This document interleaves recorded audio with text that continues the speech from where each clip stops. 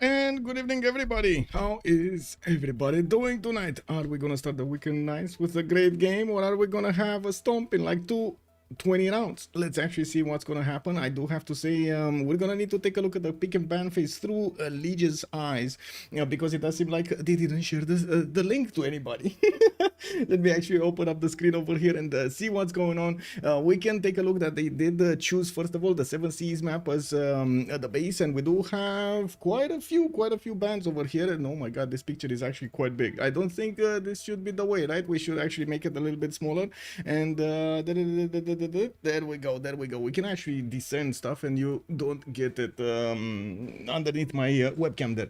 Is SM a new team? Yes, it is, but it is formed by players from quite a few years that played for quite a few years in the community in CPL or in Civ6, or actually right now in Su's server, the server that holds the qualifiers for the CPL. We do have, first of all, the map, right? 7 Seas. Left side is going to be Slozhnii Memas, while on the right side we do have Ulyss. I do want to point out over there, Slozhnii Memas means oh my god, I actually searched this out and right now I forgot. KW, man. Anyway, let me actually just put it through a translate again, and I'm gonna, there we go, complex metas. That's what it means, complex metas.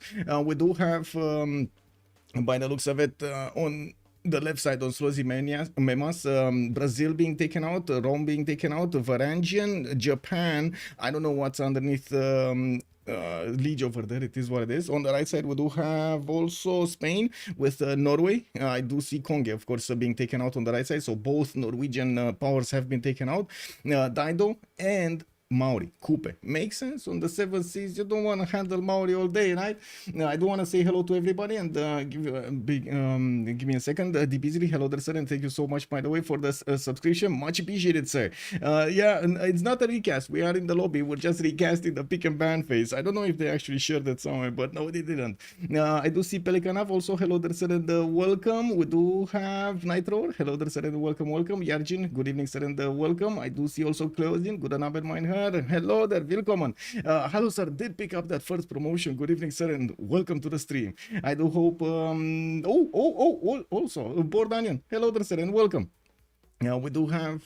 Actually, let me check the dISTORIA stream also. Why? You know, why not? Let's see. dISTORIA stream this. Let me see. Is he looking? Yeah, there we go. He's looking at the same thing over here, but at least over it is a little bit wider, and we can actually see what's underneath the bands. We do have Ludwig being taken out by Slozhnii Memas, and I do see on the right side that the last ban of Ulyss was Genghis Khan, Mongolia. Well, taking a look at the tone of the game here, we're going to need to see how they're going to pick something up so they get themselves an advantage here from having the first pick. Usually the teams, again, do prefer to actually be the second pickers, so they do pick 2 civilizations and they do know what to counter on their opponents. So it is kind of a double-edged sword here if the Slozhnii Memas is actually gonna pick something that will reveal their strategy, or will pick something that's, you know, flexible and can work with so many other strategies. It looks like this time they're gonna go for a Cleopatra Ptolemaic. Okay, well, Cleopatra Ptolemaic, no time no see. Bordanian also, good evening, sir. Goober Dragon, hello there, sir, and welcome. Not sure if it's a recast or the whole, yeah, just a recast of the draft, sir, just a recast of the draft. Game will be cast normally, yes. By the way, I do want to also take a little bit of time over here. We do have the novice tournament announced, and I do want to put it up really quickly. Here, novice tournament info. We do have actually quite a few games already scheduled. We do have 3 weekends, 3 qualifier weekends. So if you do want to get in, it's still time to get in for the finals for the 29th of September, which of course we're going to need to see at which hour and so on and so forth. And we will have during the weekend 3 games being casted. One of them will be by under on the 6th of September on Friday, of course tonight, actually a little bit later tonight, right?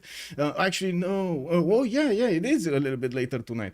Now we do have Saturday also, 3 p.m. GMT. That's going to be tomorrow by Pranavashan 04 and Kulyasik. And on Sunday we do have a stream right here, much earlier in the day, 1500 GMT. Good evening, Rambling Man. Hello there, sir, and welcome. Maya, let's see. Do they go? No, they didn't. Wait, they didn't go for Maya. They did go actually on the right side. Ulyss did go for Mongolia. Genghis. Oh, sorry, Genghis. Kublai. That's gonna be quite nice. Also, Scythia looks like it's gonna be on the roster. Definitely, it looks like it's gonna be war on the map here by their choices. And immediately, Slozhnii Memas is saying, "Oh, whoa, whoa, whoa, whoa, whoa! Stop right there, sir. Woo! We got Macedon on the table here. Let's actually see if Macedon is going to manage to withstand the power of Scythia and Kublai, Mongolia. And we do have another 4 bands to go, and I do see on the right side, Indonesia is going to be the one being ticked off here by Team Ulyss, while Slozhnii Memas is thinking about their choices. I do want to say hello to everybody also on YouTube, by the way. Hello, everybody, and welcome to the stream. I do hope we're going to have a great game tonight. Let's see. Did they take off? No, they're still thinking about it. 35 seconds to go here. What's going to happen? What is going to happen? What are they thinking? Oh, we can. Well, it is what it is. And we do have. This would be awesome, by the way, if I could actually have a little bit of a sneak peek into what they're thinking when they're doing the draft. It would be awesome, by the way. It's amazing. I do see Chandra Gupta on the side of Ulyss, and I do see Tokugawa on Slozhnii Memas being ticked off, and also Age of Steam, Victoria. Now it's gonna be down to the last 4 picks for civs in the game. They already have 2 war civs, Scythia and Kublai, Mongolia. Let's actually see what they're gonna pick for a third here. Is it gonna be a gold generator, one of those money makers on the seas over there, a naval nation, or is it gonna be still something that can generate gold but also have quite a bit of firepower, like something like Cyrus, for example, or Nader Shah? Rome actually got ticked off, so no Rome. Maybe Julius Caesar, maybe Julius Caesar. Although we've not seen him actually generate that much gold in the games we've casted. It was more about getting warriors and taking down cities rather than anything. We do see that deep in thought about this. Let me actually open up. Oh, they timed it out. They timed it out. They timed it out and they don't know what to do. Boogie7, hello there, sir, and thank you so much for the follow. Canada for the money making. Night thrower, man. Throwing memes over here in the chat. Whoa. What happens if you don't have that many huts? That many camps. Okay, what did they write? Vicky Empire. Okay, Vicky Age of Empire. Okay. Well, let's see if we do have Slozhnii Memas with another 2 choices over here, so they can go through this. Come on, let's see. No. Oh my God, their choices. We don't see the choices. It's underneath the stuff over there. What are the choices? Gran Colombia is this is like Sudoku. You don't see it somewhere. You see it somewhere else. You try to how to say reason.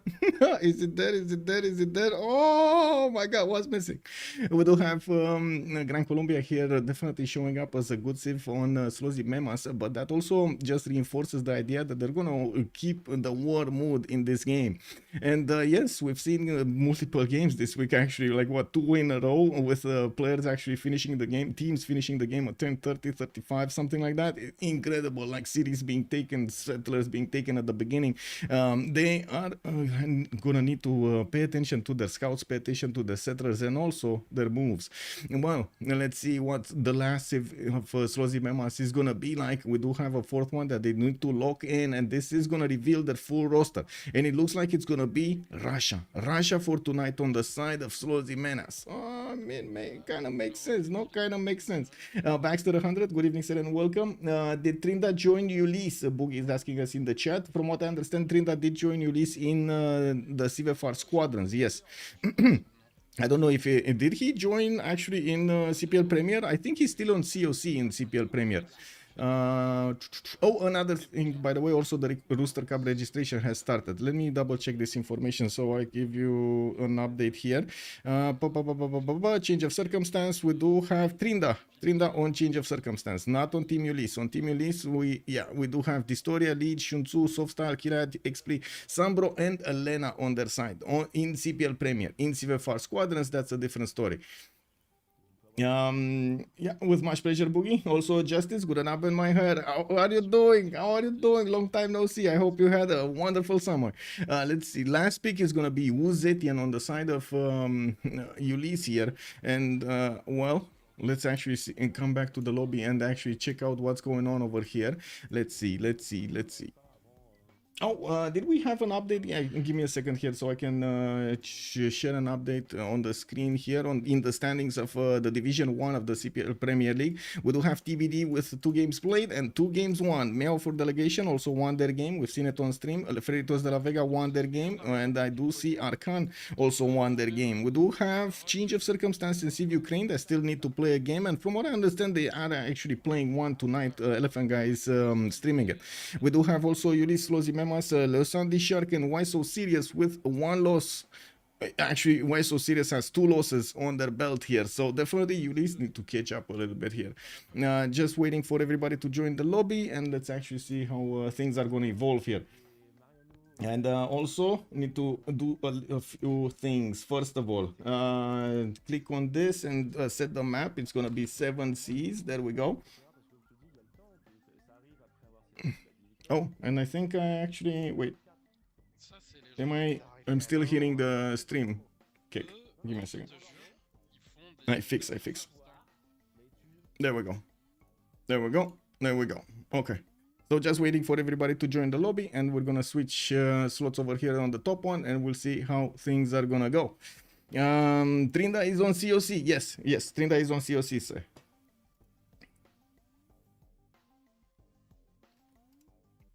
We're gonna see them tomorrow. COC going against Meofor delegation tomorrow. That is gonna be quite an interesting game. Can't wait to actually see how the players are gonna go against each other. TBD. Ooh, will they actually put Tordred on the battlefield? He definitely needs to actually catch up on his skills, brush up on his knowledge of the game over here. Since I gotta say, man, 3 years. It's been like 2 years or 3 years since we haven't seen him extremely active in the community. Let's actually see what he's gonna pull off this time. Painter Q, hello there, sir, and welcome. Let's see. Should I actually? No, I'm not clicking anything until everybody's in. Well, all but one, because you know there's a slot remaining. Why can't I click? Hello? It doesn't let me click. I can't pull this down. I can't pull this down. What is? Okay, there we go. Finally, there we go. So I need to wait for one, no? Let me rejoin really quickly. Pop.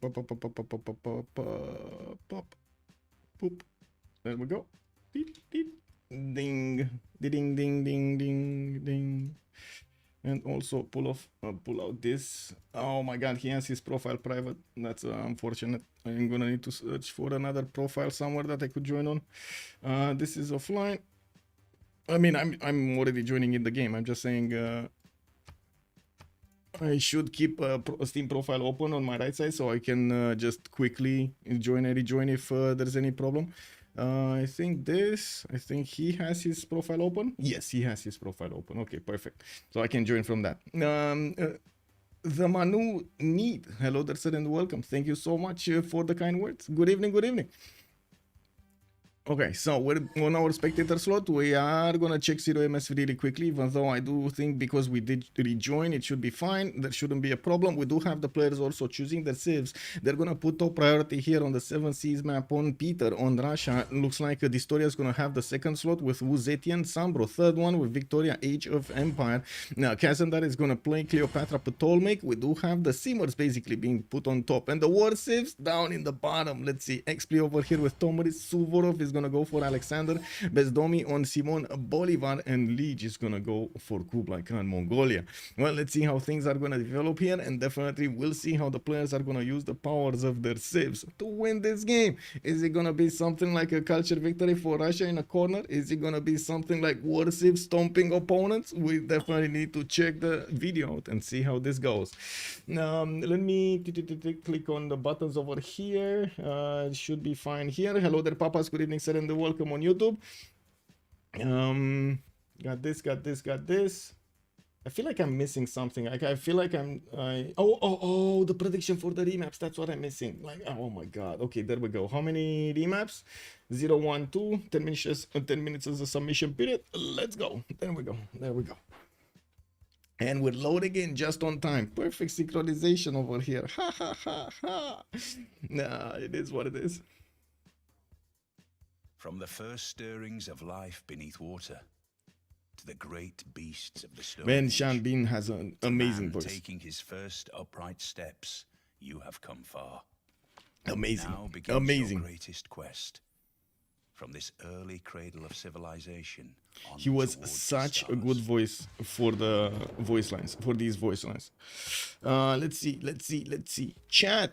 This is the moment when chat actually says left or right. Are we going left or are we going right? Let's pause really quickly. And the first one to actually say it is gonna get the cookie. We're going right. Bored Onion gets the cookie.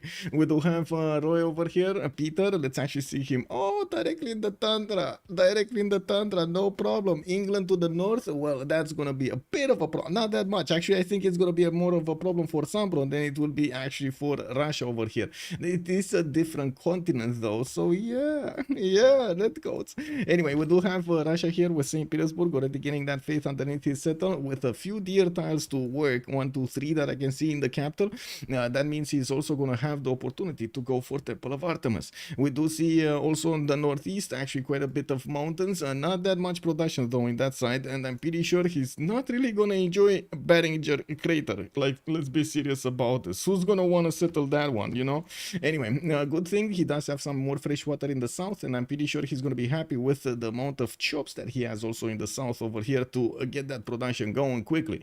And we do have north side, Age of Empire opponent. Northeast, that's going to be Macedon, and that's going to be an ally. And taking a look at Kazandar here, he's kind of far away on the map. Kazandar is, where is it? He didn't settle. Kazandar didn't settle actually. We do have China that still needs to settle, and Kazandar is here. There we go. Again, Sudoku, where could he have been, right? We do have Kazandar here with warrior moving towards the south. Egyptian settler is about to get that city going. I gotta say, if he does settle over there, that's gonna be a bit awkward. He just blocked himself from this settle on the left side. We do have him benefiting from wine, a few 2-2s, and of course quite a few chops. The amazing thing here is he has so many floodplains to actually try to get a good working Lady of the Ridge and Marshes plus Liang plus all of the big booms over there for the production and the science. Maybe a Temenaki might be plugged in over here just in the capital city. We do have also him to the right side of Gran Colombia. That's going to be one of his allies past the mountains. This is going to be very hard for them to actually get a working economy. And I do see to the southwest, that's going to be also Mongolia, Lege, that I'm pretty sure he's going to be okay from. This is a nice choke point to actually hold Mongolia at bay. Yeah, this peninsula over here doesn't really ring a bell. It doesn't really tickle my senses for an attack to happen here. Now, we do have to take a look on Macedon. What do we have here? Pella showing us the way. Okay, well, 2-2 base, 3 scouts for 3 turns for a scout, and I do see he's also gonna have quite a few settles north and the south. Actually south not that many, to be honest. Past the mountains to the west side, and yeah, definitely there's gonna be quite a few to the north for the fresh water. I think the most important thing to look at Macedon is, does he have a target?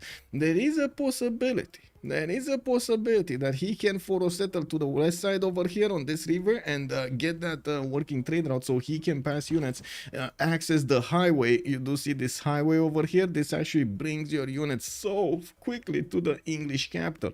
We're gonna need to see if SunBro can actually withstand the power over here of Suvorov. Now we do have Gran Colombia, right, to take a look at. To the north of Kublai, this is much more likely that they're gonna fight, and Kublai is gonna leave alone Egyptian Cleopatra, Cleopatra Ptolemaic. And I do see his Bogota is gonna get a scout in 3 turns, and yeah, I do notice he's gonna get a hut over here from his northwest. Has another hut over there in the northeast, and very far away in the tundra, very icky wonder, Yosemite. Yeah, maybe for some era score, but I'm pretty sure he's not gonna rush that. We do have him also with a decent amount of floodplains, and I gotta say, man, this map is full of floodplains by the looks of it. We're gonna need to see how he's gonna try to set up his defense. I'm pretty sure Kublai, Mongolia, is gonna come with K6 and will try to do some bad stuff over here to the Bezdomnyi Empire. Well, let's actually take a look at Zetian, which is gonna show up on Ulyss's team, played by dISTORIA. We do have Shendu with 2 turns for a scout to get out of there. I do notice a beautiful tobacco settle to the south over here to get that amenity from the get-go. And well, I'm actually curious what is he gonna do with the city placements over here, because yeah, again, the rivers are just not giving him a perfect distance to actually settle cities on these rivers. Anyway, we do need to see also what he's gonna do about the economy. I'm pretty sure he is gonna try to get a city over here on the coast that's gonna allow him to trade with England and gonna generate quite a bit of gold for them. The same can be said with Pokrovka. They all three can actually put trade routes in the water in between them. This is amazing for Ulyss. This is amazing for Ulyss. We've seen games being won because of the setup of the economy here, of the traders. Good news, I do in fact have cookies. Woo, Bordanier, yes. Urek also, good evening sir on YouTube. How are you doing sir tonight? Bordanier, what the heck are all those tiny mountains around Gran Colombia? Like all these like one tile mountains? Yeah, they're all over the place, right? All over the place. Now Hostra, good evening sir. Ulyss remap, that's a good question if Ulyss remaps. I want to see that also. Victoria here looks like he's going to have Salar de Uyuni to the northeast. And yes, I do notice he's going to have another goodie settled to the north. Bananas over there, some whales in the water. Unfortunately, he actually needs to kind of settle on bananas. I think he would rather prefer eating the bananas rather than stepping on them. You know, that's just my opinion.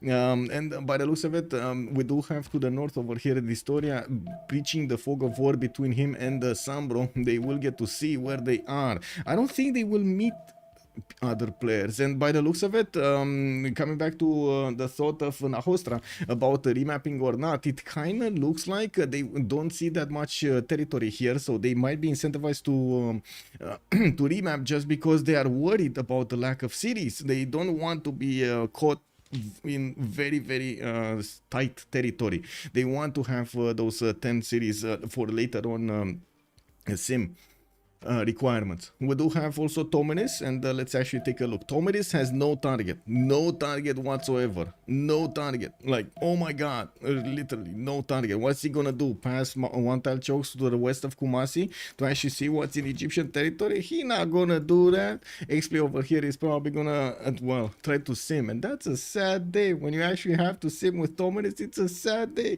You don't pick Tomenis to just, you know, just go into a lobby and sim, right? Build campuses and stuff. No, you want to get in campus, you want to get suckers, you want to take cities, you want to pillage, you want to do stuff, you know. Anyway, Lege over here is probably gonna have fun with Gran Colombia next to him, and I'm pretty sure he's gonna try to get as many K6 as possible. It looks like we do have also him benefiting from a few truffles, but without the extra production. And yeah, he already has 2 horses in the capital to improve, 3 horses to improve here. Much better settled to go towards Gran Colombia. By the way, this is much better here than it is Gran Colombia has any city that he can put in the south. Now I'm very curious how Bezdomnyi is going to try to play this out. I'm actually quite concerned about the lack of cities and space here for Gran Colombia, for the Bezdomnyi. Let me take a look here. So Russia has good land. Gran Colombia, meh. We do have Egypt with a pretty good one, and it looks like he's already calling his capital supermarket capital. Well, let's see if he's gonna go for that. Yeah, for the culture win over there with the supermarkets, KW. And did he just buy a builder? Did they have any more gold? No, they don't have any more gold. So they might have actually just bought a builder, because I don't think he actually popped a hut, or maybe, I don't know. As in, it doesn't look like he popped a hut. Need Victoria gets to naval train with Zetian and Scythia. Yes, 3-way trades over there in the water is gonna be amazing for them. I'm pretty sure in this Celtic Sea there's gonna be a lot of gold, but maybe also some ships on the bottom over there with some gold bullions on them, right? I'm pretty sure there will be some disasters happening. We do have the settlers coming around, and we do have only 1 turn to go. Looks like Russia did meet his northern neighbor. That's going to be Age of empire, SunBro, and that also means they do know where his capital is. Let me actually take a look here. So this is their vision. They don't know about anybody else. Let me check. Do they know about? Yeah, they know about Kublai and they know about Age of Empire. That's what they know right now. It doesn't seem like Egypt is gonna get the visibility on the right side. We do have Gran Colombia also not seeing much of the west, and looking at how do you call this, oh my god, influence points, no, not influence points, pressure points from the citizens. It does seem like dISTORIA is kind of far away from any scout to actually reveal that he has a presence here. Of course, usually the players do think, okay, where is the territory that might house a nation over here? Where is the fog of war that still can reveal a nation? So I'm pretty sure they're taking that. So wait a second, we do have both of them choosing to remap, or what happened here?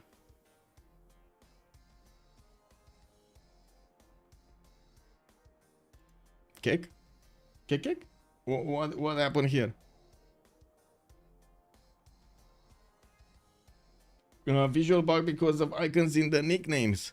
Daniel, good evening, sir, and welcome. Okay, so I guess we're just looking at what's happening. Okay. Oh, it's a no. It's a no. It is the map we're gonna play for tonight. So we got a few things to do on our checklist over here. First of all, I do want to finish up the prediction. 0 remaps. I really hope you guys actually wait the time. I was thinking maybe the time didn't run out, and again you guys last moved the vote. I know what you're doing here. I know what you're doing. How many remaps? 0 remaps. What do we have over here? Somebody's gonna get 19,000 points. Who was the high roller? Who was the high roller who did this? Two people were D Beasley and Bored Onion. Oh, I'm so proud of you both. I'm so proud of you both. Getting to correctly predict over here. The dawn is here. Feels good, man. Feels good. K Factory, good evening, sir, and welcome. Only problem is strategic since Colombia is opening campus. Kazandar, commercials. Let's actually first of all check this. Put the team labels on the screen so everybody does know exactly who is who. We do have on the left side the team Ulyss, and on the right side the Slozhnii. I really hope I'm actually gonna write this properly, because you know, Slozhnii Memas, I believe it is, right? Slozhnii Memas. I have no idea how to pronounce this. Just saying. Don't judge me. Don't judge me. I know I'm getting judged every time. It is what it is. Michael, can you check what the first general is? Yes, sir. Let me actually take a look here. Hannibal Barca is going to be the first general. Aryabhata is going to be the first scientist. Looks like in the engineer, nothing actually worthwhile to rush. James of St. George. And we do have Dimitri Cantemir. This will be interesting for whoever starts to make quite a few of these great musician points. I'm pretty sure Dimitri Cantemir is going to be a welcome addition. Okay, war has been declared. We do need to take a look again on the map and see exactly what kind of bonuses they're using, what kind of cities they settled, and also what kind of strategies they have. And just like Daniel mentioned, if it's going to be if they will have enough of those strategics improved from the beginning, and also access to them without spending too much money, because at the beginning you've seen the players actually judge and balance their coffers as much as they can. Sometimes, yes, you do get amazing gold generation because of, I don't know, extra resources. Coco heaven. We do have also quite a few I would say commercial openers, and sometimes you just don't have that. So you need to balance it out on the 0 line as much as possible. Peter just got a Pantheon. Yes, Earth Goddess, and I do notice we do have the second Lavra being built in Tver. The first one has been finished before he actually got the settler in the queues. That's the third settler, and I do notice at the moment no builder to actually improve anything here. He's having a problem with the food here, but I guess it's fine. He really wants the settler to come out much quicker than he wants to get the city to a higher population level, and this is gonna require him to go. I mean, usually Russia does like to go for feed the world because of the tundra lack of food, and that balances things out. Now we're gonna need to see what kind of religion Russia chooses here, because, well, first city is in the is outside of the tundra, in the grassland and in the plains, and it looks like he's actually targeting England over here from early stage of the game. Maybe maybe are we gonna see some Russia horses from Roy? We'll see. He has access to a horse tile in the both second rings of his cities here, and I do notice his iron tile is nowhere. It must be underneath the lavra. It really must be underneath the lavra. That's probably the iron tile. Now, well, let's take a look at Cleopatra Ptolemaic. Cleopatra still on one city. He's gonna get his other city, second city to the northeast. The supermarket capital is also pumping out the third one, and we do have Kazandar over here getting his warrior to try to scout out in front of that settler, so nobody actually catches him. Well, it will be quite a bit of time for Xpli's scout to move one turn on each of these hills. This is excruciatingly painful to actually wait for the information about Egypt. Anyway, it looks like Akhetaten did settle directly on that sill tile to get the extra amenity and also the culture from the get-go. He has an iron tile and a horse tile in the second rings of the capital city. Not to mention a third ring horse tile, that's a second one to the west side. Access to more iron if he settles cities towards the northwest. And I'm pretty sure he's going to want to settle cities on all of these rivers. It just doesn't immediately look like that's going to be insane. Let me actually take a look. So 1, 2, 3, 4... 5, maybe 6 on a river with fresh water, 7, 8, right? 9 and 10. Okay, I mean that's fine. That's fine. Actually, he can fit 10 cities over here. Some of them in awkward places, but it should be fine. Yeah, we do have also Alexander to take a look at. Looks like Alexander, Amphipolis, and Pella already got settled. His third scout going towards the south, and I would imagine I'm actually curious if he's going south here, where he doesn't actually have tutus and he doesn't really have actually not that many hills overall. Not only not tutus, not that many hills overall, or is he gonna take a sharp left turn and will go for that mains or this settle over here on the 2 flat base, so he can get access to a lot more hills and actually keep on working past the second population something. We do have him first choosing here. Looks like he's gonna go here, so that's like 1, 2, 3, 4, 5. Oh, 1, 2, 3, 4 hills, 5 hills, 5 hills around that city in the second rings. That's much better. That is much better. Yeah, much better. Anyway, access to also a marble tile to improve there. Frankie, 4 fingers. Good evening, sir, and welcome. Thank you for the tier 1 sub. Much appreciated, sir. Frankie, 4 fingers retained. 9 months. Thank you. Thank you. I do want to take a look at his strategics, both strategics actually from Pella. _legend has joined the round table. SOT Legend, thank you so much for the follow, sir, and welcome to the stream. Now we do have Pella with both strategics in the capital. I do see our horses and an iron tile to the northwest, and the 4th settler being chosen to be built from an early stage. dISTORIA is coming through the forest there, through the western choke point, and it looks like he might actually get the opportunity to create some problems here for Macedon. Suvorov needs to watch out. It seems like dISTORIA is on a mischief mission. We do have also some ambulances just running around here. Looks like next up Simon Bolivar. Let's actually see Caracas and Bogota. Bogota actually already improved the horse style in the second ring and got to 3 pastures going. I wouldn't be surprised if he's actually going to try to choose open sky here to get that extra culture immediately in his city. Going for monuments to get a fast political philosophy, and I do notice he's going to have 2 of these geothermals, giving him a +5 and a +5 campus. I'm pretty sure he's going to be very happy with that. Iron in the first ring of Bogota on the left side, while I do notice coal tile here in the Caracas. That's not iron. He is choosing to go towards the south here, and it looks like Gran Colombia already managed to take care of some of the Mongolian units coming for him. It looks like also Mongolia has a problem. Lege has a problem. He has a wild scout here from Gran Colombia that it's not gonna get hit because of the rainforest fire, but there is a possibility that Mongolia well, actually no, the settler doesn't get hit. The thing is, Mongolia's warrior cannot move here. Oh no, wait, Lege wants to move here on the truffle tile in the forest fire. He already got his scout burned. This is what happened, right? The scout remained with so little HP because of the fire. The settlers, by the way, we did fix this.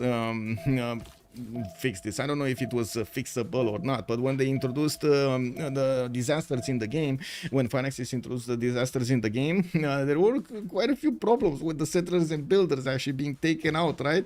Okay, there we go. So it looks like a Bezdomnyi here does have his movement on the scout, could actually get on the 2-2 and try to wrap around, although it does really seem like Mongolia's settler is on the scout tile, and we do have this warrior that just moved there. It's still burning forest. Is it actually gonna take out the warrior strength here? Is it gonna take enough of the warrior strength? And also there is a possibility for this scout to last move on the march tile and immediately move here, because it seems like Lege wants to settle the wheat tile, right? Yeah, he wants to settle the wheat tile, and I'm pretty sure he's gonna try to shift enter there. Let's see what happens. Let's see what I want to take a look at the action here, and I want to keep the eyes on what's going on here with another 2 scouts from Bezdomnyi coming from the north. It looks like he's going to be looking to stop. Oh.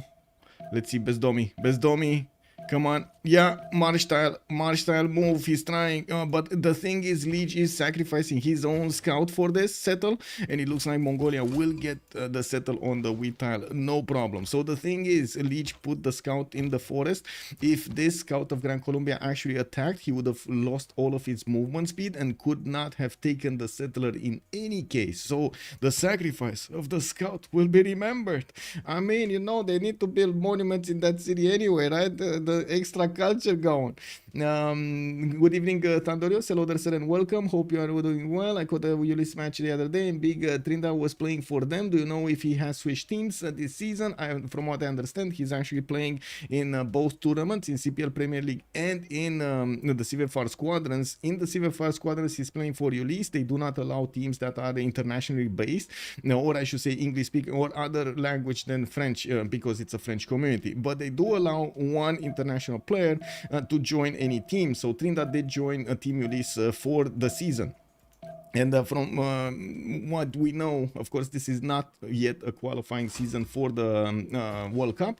From what we understand, it is going to be at least one more season of the CPL Premier League or the Civ6 squadrons before we're going to get going. Probably most important person on the map, turn 30, pre-turn 30. Can you show Macedon? Suvorov, we just saw Macedon. Let me take a quick pick here. So he got his third city going, encampment opener. Let me move forward to Zetian, because we kind of took a look a bit too much time on Simon Bolivar. Let's see all of the players here. Lady of the Region marches on China. We do have him snatching that away from both well, Cleopatra and the others over here. I'm pretty sure Bogota could have actually used it, right? And we do have the builders of China going to improve the horses in the third ring of Shendu. That's actually quite big. Oh no, he had one in the first ring. Never mind. He already improved one in the first ring, and he improved an iron tile there to the northwest of Shendu. While I do see Moksha opener for Zetian for dISTORIA. Getting his trader out, has to deal with the Russian scout, and I do see a slinger being taught lessons over here in Shendu to actually deal with that scout. You know, just throw rocks at it. Okay, well, let's see. In the south, looks like England is coming closer to the north, and he's gonna run out of cities really quickly here if he does this. I mean, he doesn't have any. If dISTORIA does this, if he comes too close, he's just gonna eat into the English possible cities. I'd only see like maybe 2 other cities, and that's kind of it for SunBro. He's gonna need to go on the Celtic Sea and find himself a home, a new home. Ooh, that will be a hard game for Victoria Age of Empire. It kind of feels like Ulyss is throwing SunBro into the wolf cage. We'll see, because this is definitely gonna be a cage fight. This feels like it's gonna be a cage fight. Definitely Russia is gonna want to get out of here, and England is just gonna try to keep him there. We do have to take a look also on England, right? Let's see, no Pantheon yet. Fish tiles still need to be improved. Going for a 4th city really quickly, getting a builder from Bristol, and of course is actually delaying to get Celestial Navigation, so he gets the boost. There's nobody else that I can see going for Celestial Navigation, and I would imagine, of course, he does want to get the boost for himself to make it quicker, faster, scooter, fire, and stuff. Let's see Scythia. over here. Pokrovka chose City Patrian Goddess, 40% towards the first district in a city center. We do have 2 horses available for him, a third one here, and also quite a few Kurgan placements. Not that many on hills though to get that extra production going. We do have him also with access to an iron tile, and of course we talked about the horses. Actually 2 iron tiles. That's a lot of resources. Those are a lot of resources here. Well, looking on Kublai Khan, let's see Kublai. So, managed to get the third encampment down. Looks like Gran Colombian scouts are getting through. They're trying to get in here with a warrior in tow. Let's actually see if Bezdomnyi is gonna catch Mongolia by surprise. It seems Mongolia did choose to go for God of Craftsman. He's getting the extra point of production and faith on his horses, and we do have him plugging in Liang in the capital city. If he's going for the right tree here, he's gonna get the food and the production on each of these tiles with resources. I do see 1, 2, 3, 4, 5, 6, 7, and that are gonna be easily getting that bonus. And of course we do need to see how he's gonna deal with Gran Colombia. I think that actually answers that, by the way. The archer improvements already will deal with the scouts very easily. It's quite hard to actually fight against archers at the beginning of the game with just scouts and warriors, like, let's be real. And we do have Lege moving into the forest to see what's going on. He's just doing the peekaboo over here, you know, trying to brush away the branches to see exactly how many units Gran Colombia has behind this. This should be an easy win for Ulyss. Wow. And I gotta say, yeah, fire roasted truffle. Who doesn't like that? Mr. Breaking News, good evening, sir, and welcome. He saw that immediately, man. Also, can you show Macedon land for a second? I'm just gonna take a quick peek again. Fourth city from Suvorov going towards the south. This is terrible, man. It definitely would have had a much better game if you would have just sent it to the northeast. I am not sure, or to the northwest. This feels like it's the last one that he needs to go into. But anyway, like the last direction that he needs to go into. Now we do have the builders coming out from Amphipolis, and yes, I do see he got a slinger there, turning the Chinese scout away from his territory. That Chinese scout did come from the copper entrance, and well, he didn't really get any. Oh wait, yeah, he didn't really get anything. I was afraid of the trader, but it looks like the trader is safely going towards Antananarivo here, getting that extra gold for him. Not yet opening with Amani inside of that city center yet. Anyway, let me actually put up my chats in order so I get to see on the left screen what's going on. Depends on what Macedon can do. Yeah. Thank you so much for the follow, Lord Laken. Good evening, sir. Has joined the round table. England is in a bad spot. I gotta echo what Baratrumko is saying, but also I gotta say England over here will need how to say,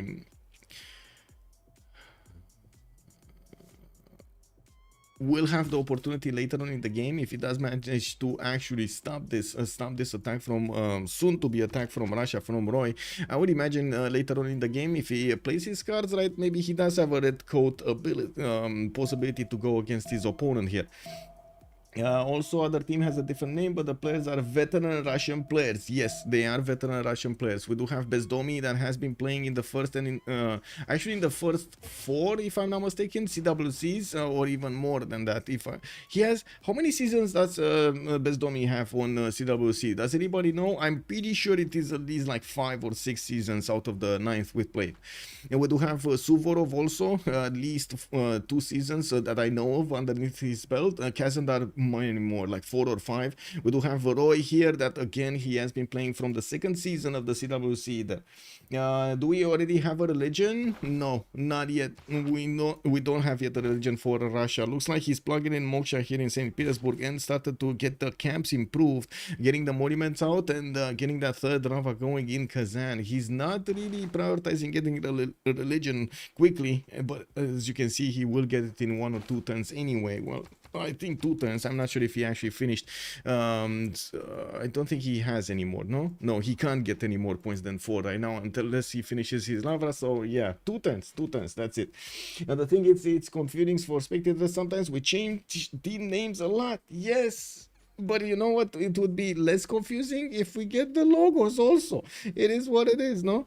And I gotta also point out, There were quite a few comments in what the Counter-Strike League, that there was like one team basically always dominating, and it kind of got boring at some point. Or was that in League of Legends, Dota? I don't know. I did just brush my ears a few weeks ago, and I just like, whew, okay, so, wow, okay. I mean, that's yeah. It's not like we haven't seen before in the community actually one team or two teams really managing to dominate the scene. And well, let's take a look at the city states here. Geneva with Fez, we do have them for the science bonuses. I do see Auckland with Hong Kong, and Brussels will be here for the industrial zones. We do have Rapa Nui with Antananarivo and Kumasi for the culture benefits. Kumasi already getting courted over here by Xpli, by the Scythian Empire. We do have also Mogadishu, Bandar Brunei, and Venice for the gold. And I do see Chinguetti is going to be the only one for religious benefits in the game. That's still going to be massive over here on Russia. We do have it quite far away. I don't see it close by. Where is Ching? Oh, here. Okay, southwest of Gran Colombia. They already met it. Okay, that's what I wanted to know, if they met it or not. Temple of Artemis in St. Petersburg, we do have Moksha establishing there in 2, and of course Temple finishing in 6. While multiple builders are coming around here, we're going to need to see what is he going to prioritize. So it looks like horses is going to be a priority here. He has another 2 charges and another 2 pastures to improve on the horse tiles. Well, I do also notice a Mercury tile that would give him an extra amenity, even though right now I'm not sure if that should be a priority. They definitely need to get the strategic resources quickly here. Now I do notice 2 players on the side of Slozhnii Memas getting resources of horses in their empire, Bezdomnyi and Suvorov, while on the left side on Team Ulyss we do have already 3 of them getting those resources, and full stock of them. dISTORIA, Xpli, and Lege all have full stock. I do see also Gran Colombia lost one of his scouts to, well, the dangerous rocks of Mongolian slingers. We do have encampments coming around here and finishing and getting the encampment training projects for the generals. Mongolia, Macedon are making points right now. We don't have yet Scythia, we don't have yet Roy making those general points, unfortunately, on Russia or England to get those general points. Of course, England doesn't want to start with harbors. You see them opening up over here, the goldy gold. Russia really wants to get his early base going. Still not fast enough, right? He doesn't want to rush this. We do have him choosing a religion, and it looks like Eastern Orthodoxy is going to be on his side. Feed the world with Defender of the Faith is going to be available for Russia. With the shrines giving him the food and the temples giving him more food, not to mention housing, he's definitely gonna have a better time here in the tundra with that belief system. Not sending to England. Yeah, Xpli overflowing horses. Yeah, I mean, everybody's overflowing horses right now. They should just feed the SunBro horses. Just take them, bro. Just take them all. Take them all. Mercutio Flavius, good evening, sir. Not a big deal, but you missed one letter on the team name. Slozhnii. Oh, I did. Sorry. Let me actually say, team 2. Slozhnii. There we go. That's better. That's better, right? That's what it is. I think it is. And thank you for the feedback, by the way. It's the first time that I actually get to see this team, this team. Oh, it's actually after the H. Oh, wait a second. I found my mistake. It is after the H. There we go. The funny thing is, in Romanian text chatting, basically, we do have some words that, or some letters that should be spoken in a certain way, but they have like little added stuff to them. For example, the cedilla underneath a T, it means T. In writing, instead of actually using the keyboard to write the perfect, the perfect character over there, we just put an extra Z. Daniel, that is easy. What is this? Basically, that's a TZ. But anyway, Let's take a look here. What's going on? What's going on here? We do have God of Open Sky chosen. Of course, makes sense with the patches improved at the beginning. Campus opener for the extra science, and Bezdomnyi is gonna open up also next up with currency. He's gonna want then his Governor Plaza from Bogota, and I do notice Governor Moksha that is already established and giving him the culture. We do have on. Egypt, Liang already plugged in the city of supermarket. He did finish his Temenanki, and I do see multiple builders allowing him to start improving the plantations. He's getting a lot of culture from these. He did choose to go for monument to the gods, and that will give him extra production towards wonders. We definitely need to see how things are gonna get improved here, and if the culture victory is gonna be an option, because it feels like that's where this is going. No, am I the only one feeling this tingling over here? Am I the only one feeling the tingling of the culture victory? And first of all, we gotta see who's gonna defend it on Ulyss, and second of all, it's so hard to actually get to Ptolemaic right now. Like Scythia maybe can try, but come on, man, 2 tile chokes and 1 tile chokes over here, all hilly terrain, mountain ranges. This is gonna be a pain. Anyway, Scythia is opening up with his commercials, did improve his strategic resources, and got the cities on the western side on the coast, and that is a bit surprising. We were thinking he's gonna put a city here on the right side, so he gets the connection on the water with his trade routes to his allies.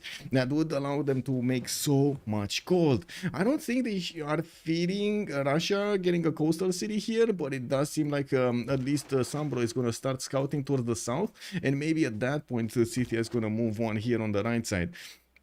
Anyway, we shall see how things evolve.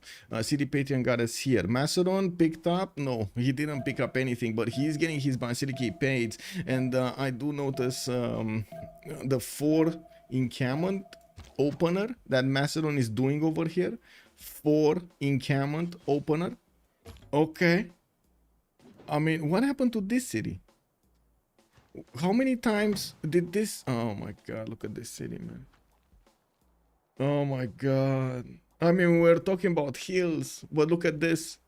This is basically like Mount Kilimanjaro on flat plains. What is this? 4 food tiles and 2 production tiles? Are you kidding me? Anyway, he did manage to put down his Governor Plaza on a 1 turn there between Pella and Alexandria. We do have Moksha giving him the culture, and I do see he already improved his iron tile here next to the city of Pella. We will need to see how strong he will have the attack against England on the left side. It kind of feels like this is going to be a coordinated attack between the 2 players, between Suvorov and Roy in the south, so they can push as hard as possible against England and make him how to say, lose one of his borders. There just isn't at some point enough production to hold the chokes on the south or on the east to fight on 2 fronts, and this is going to be a major question here if SunBro can do this, if he can withstand the Russian attack and also the Macedonian attack. And we do have Temple of Artemis finishing next turn. Looks like England did try to get in and did manage to burn the deer improvement here. And we do have another wave of settlers. No, just 1 more settler coming out from Tver that could easily go another city further towards England, allowing him to get closer. And more chops, another 4 chops, 5, 6 chops over there. Why not? He's definitely waiting for the monumentality already with 33 faith per turn. Peter is gonna bank on so much faith. This is turn 31. He started at turn 31, the first turn of monumentality, with 342 faith in the bank. England not respecting Macedon generally is quite something. Yes, this is exactly, this is true. Not respecting this is massive. A holy site coming up from Birmingham. Whoa. I mean, I totally get he wants a religion and era score and stuff like that, but wouldn't having it be basically demanded by the situation he finds himself in to get an encampment down? I think it is kind of demanded, right? You can't really play around with this, because Macedon is definitely gonna get a general here. Like, let's be honest, he's already 4 points. We got Mongolia on 2 points. They didn't go for projects, but that's not gonna be a problem. We do have the Basilica Pates getting in, more encampments putting down and finishing. That is gonna give him so many points. And then, well, Mongolia did the projects. I think he already recruited one. No, he didn't. Actually, no, he didn't. Wait, he stopped the project? Mongolia stopped the project? Because I'm pretty... he probably switched the project from Al-Malik. I'm pretty sure somebody was doing a project here. Well, anyway, we'll see. Let's take a look at their yields and also their golden ages. Let's take a look from Kublai. We do have the orders going in, 3 at a time here in his encampments. His government plaza didn't get finished. He has 12 science and 19 culture with 38 points of production at the moment. Penbrush Voice golden age for that extra culture from his districts, and of course has how to say, has quite a few of these encampments giving him the points. We do have Tomeris also 10 science and 17 culture, 29 gold a turn to mention, and also 48 points of production. That is the biggest one in the lobby right now, and I'm pretty sure it yeah, look at that beautiful commercials all over the place here. Gavron Plaza got placed down between Pokrovka and Isik. He's gonna get the campuses over there next to that city center, but he also next to that Gavron Plaza and the mountain, but he also needs another city to the northeast. We do have him getting the markets out for the traders, and of course well, we're gonna come back to see what will happen if he will manage to actually get through to the Egyptian territory. We do have Victoria, Age of Empire here, actually giving us a little bit of the heebie-jeebies, man. This is how the heebie-jeebies mean, how to say, feel like, you know. SunBro over here is kind of disrespecting his opponents. His opponents are getting generals. His opponents are getting those soon-to-be units out. They're putting down the infrastructure for war. They want to get that production going towards units to, guess what? To smash England. There's no other option for them here, and we do need to see how Russia is going to get to use his chops, and also how Macedon is going to try to actually bonk England here. I would imagine it's going to involve quite a few units and a general. Oh my god.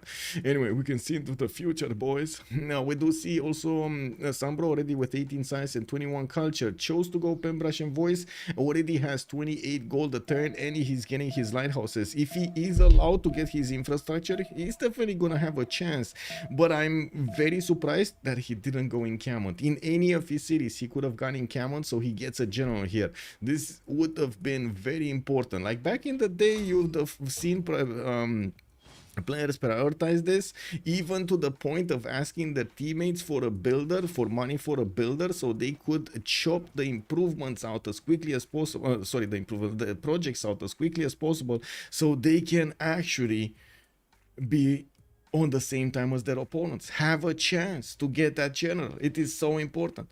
You are talking back in the day as if something changed. I mean, you see the game I'm seeing, right, Daniel? How would you think? It feels like something changed. It seems like something changed over here. Maybe in the Civ6 squadrons, or maybe SunBro has been playing a few too many FFAs, you know, because yeah. I mean, I'm not a fan of what I'm seeing.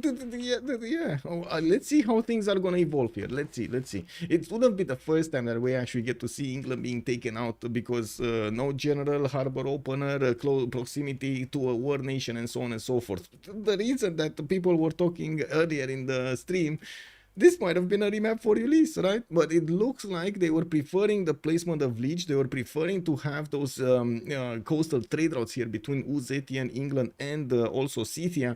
But it would have been so much better if Scythia would have been instead of London here. Scythia would have made it so much better for their team.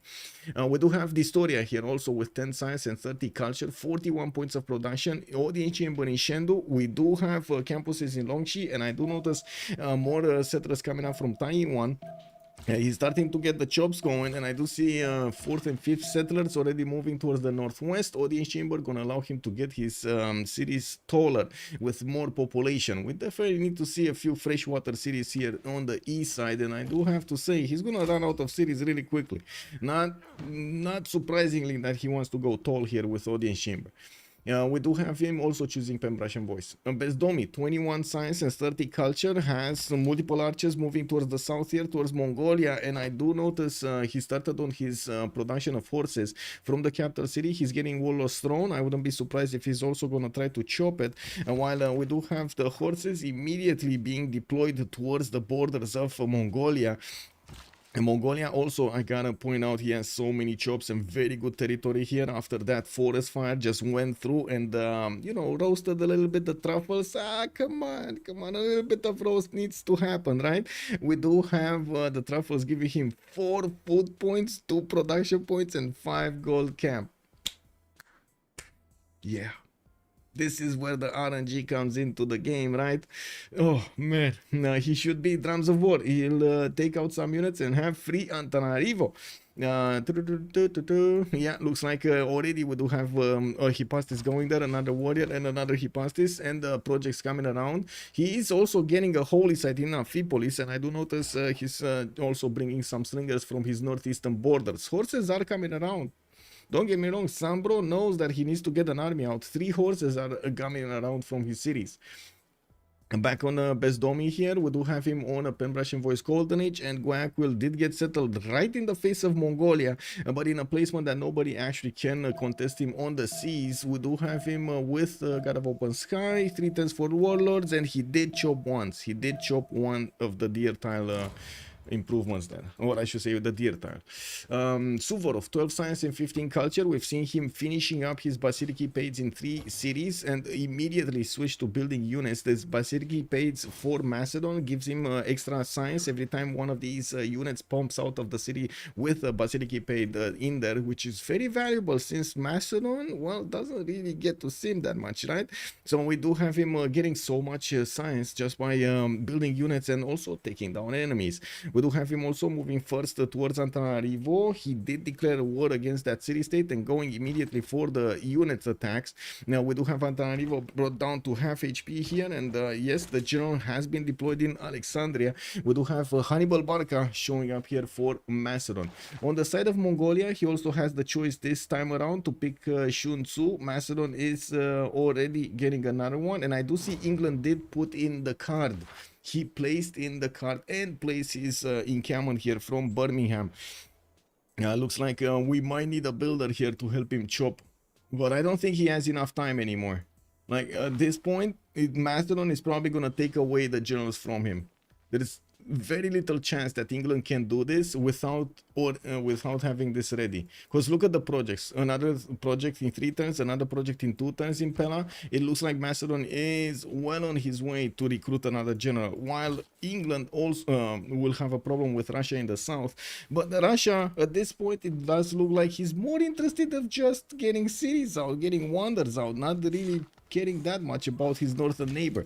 Is this a double disrespect? Nobody's respecting anybody here in this little corner of the game? Well, I'm pretty sure they're gonna see what happens. We do have to take a look also on Kazandar, 13 science and 20 culture. One other mention. Alexander is in drums of war. I totally forgot about this. He is in drums of war, and I do notice Macedon is definitely gonna manage to take down Antananarivo really quickly, and well, not waiting to do that much here. Laxambi, hello there, sir, and welcome. Thank you so much for the tier 2 gift. Thank you so much. Oh my god, tier 2 subs. Thank you. Fortuna Belli, also good morning, sir, and welcome. Suvorik, not trolling, Suvorov, not trolling. I guess Suvorik is basically like a how to say cute name, right? A cute name.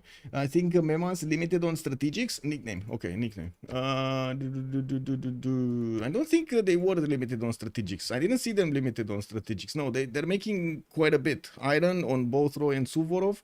We do have Kazandar with all 4 of them actually making horses. And on the other side, on Ulyss, I do see the same. They managed to upgrade quite a few of those tiles, and are getting a lot of resources out of their lands. Click. Let's get the prediction. Oh wait, Roy, we did talk about Roy, so let's get the prediction going really quickly over here for who's gonna win this game. Start the prediction for who will win. On one side we do have Ulyss, on the other side we do have Slozhnii Memas. Let's see if I actually got this correctly. So let's see, HN. Okay, I really hope I got this correctly. It is what it is. I'm sorry. Chat is gonna definitely judge me. Judge me, chat. Russia doing a bait and hook play on England, make him think that you are not a threat, and then Macedon comes in for the great one. Well, yeah, I mean, he's kind of setting up an alley-oop here, right? He's setting up an alley-oop for Macedon. If England deploys too many units towards the south, and also the general, he's going to be exposed on the right side heavily, and we do see already Macedon's units going there. Hetaris are coming up from the cities, and the Warlord's Throne is getting built in the city of Pella. We do have more generals also being recruited. Macedon got the second one, and I do notice all of them got picked. We do have, oh no, actually 3 of them, because this would be Commandant General. Oh no, there we go, all of them. Macedon just picked up the last one. There we go. So we do have 3 on Macedon, 1 on Mongolia, 1 of course on Gran Colombia that he gets for free over there, Jose Antonio Perez. We do have Russia with a bit of a problem. He does need to chop his horses and defend against English units. I do see Russia is taking a look at what's going on over there. And he does have builders, by the way, with monumentality available to chop horses. There we go. He just got one from Astrakhan. He's probably going to get one from Tver. And will try to fend off the attack before these units of England actually get onto his tiles and be able to chop something, pillage something. Astrakhan is going to get to chop another horse, and let's see Tver. Is he gonna keep on going on temples? By the way, this was quite a rush for temples. Temples 36 over here, or earlier 35. And we do have also another city moving towards the northeast and one towards the south here. We're not seeing him move. He still has like 9 seconds. There we go. Switching to horses, chopping horse. Let's see. Russia, you chopping horse or not? Are you gonna let that just go through? I guess it won't be a chop here for Roy. Okay, has a teammate nearby, so 2 versus 1 against England. Yes, it is 2 versus 1 against England. That's why we were like so questioning how did England did not choose to go for his general over here, especially since we do have Macedon next to him. Although I gotta point out, it would have been hard to contest. It would have been very hard to contest, and maybe he thought it's not that good return on investment to get it, even though I'm pretty sure chat over here would say, yeah, it's definitely worth to get a general when you have Macedon next to you, man. If you don't, I don't know if you're gonna withstand the damage, you know, too much damage here from the Macedonian power. Also on Roy, we do have him on 22 science and 27 culture, losing gold already, while Kazandar is trying to get the economy for them going. You do see there is a massive problem in this category. We do have only 7 gold here, -1 on Suvorov, 33 on Kazandar, and -6 on Roy. They don't have that much gold to acquire every turn, but that might, or that should change during the game. On the other side though, Team Ulyss has no problems with the gold. Look at that. We do have 7, 58, we got 32 and 28 on their side per turn. That's gold per turn. Kilaad, bonsoir monsieur, bienvenue. Xpli is doing Magnus internals, Moksha, sorry, Pingala internals. Are these internals? Yeah, these are internals. Pingala internals. He's not Kumasi external. What do you mean? Xpli is Scythia. Oh, I see. Xpli is Scythia. Never mind. I thought you were asking about SunBro. We're talking about Moksha. Pokrovka to Kumasi. He's doing Kumasi externals here. He has already Amani in there, and he's doing Kumasi externals. Yeah, escape settle from England. Wow, not yet, but we might see one. Getting Warlord's Throne over here for the extra production, and of course the military resources there. And I'm pretty sure the lower gold maintenance is going to be very important here. Macedon putting a few units towards the northeast. I do want to point out how he's actually moving around these units of England. Taking a look at the vision, you do see that Hetari did cross the river just outside of the vision of SunBro's horse. He cannot see him past the rainforest, and the same can be said about this Suvorov. He passed this. He's moving very close up, but out of the vision of the Sambronian horse. Well, there is a possibility that Suvorov is going to cross here, wait another turn, and then get the attack going on England, so he can get 2 units to smash quicker. He has also the units in the south getting closer to the hills here, while Russia in the south of Leeds is also getting a lot more chops to go for this. 3 horses already should be enough to deal with this army, weak army of England. Hello. SunBro is already dead, so whatever he does, I wow, wow, already putting the nail in the coffin, man. Oh, poor guy, man, poor guy, already putting it like this. Oh, wow, okay. Well, it is what it is.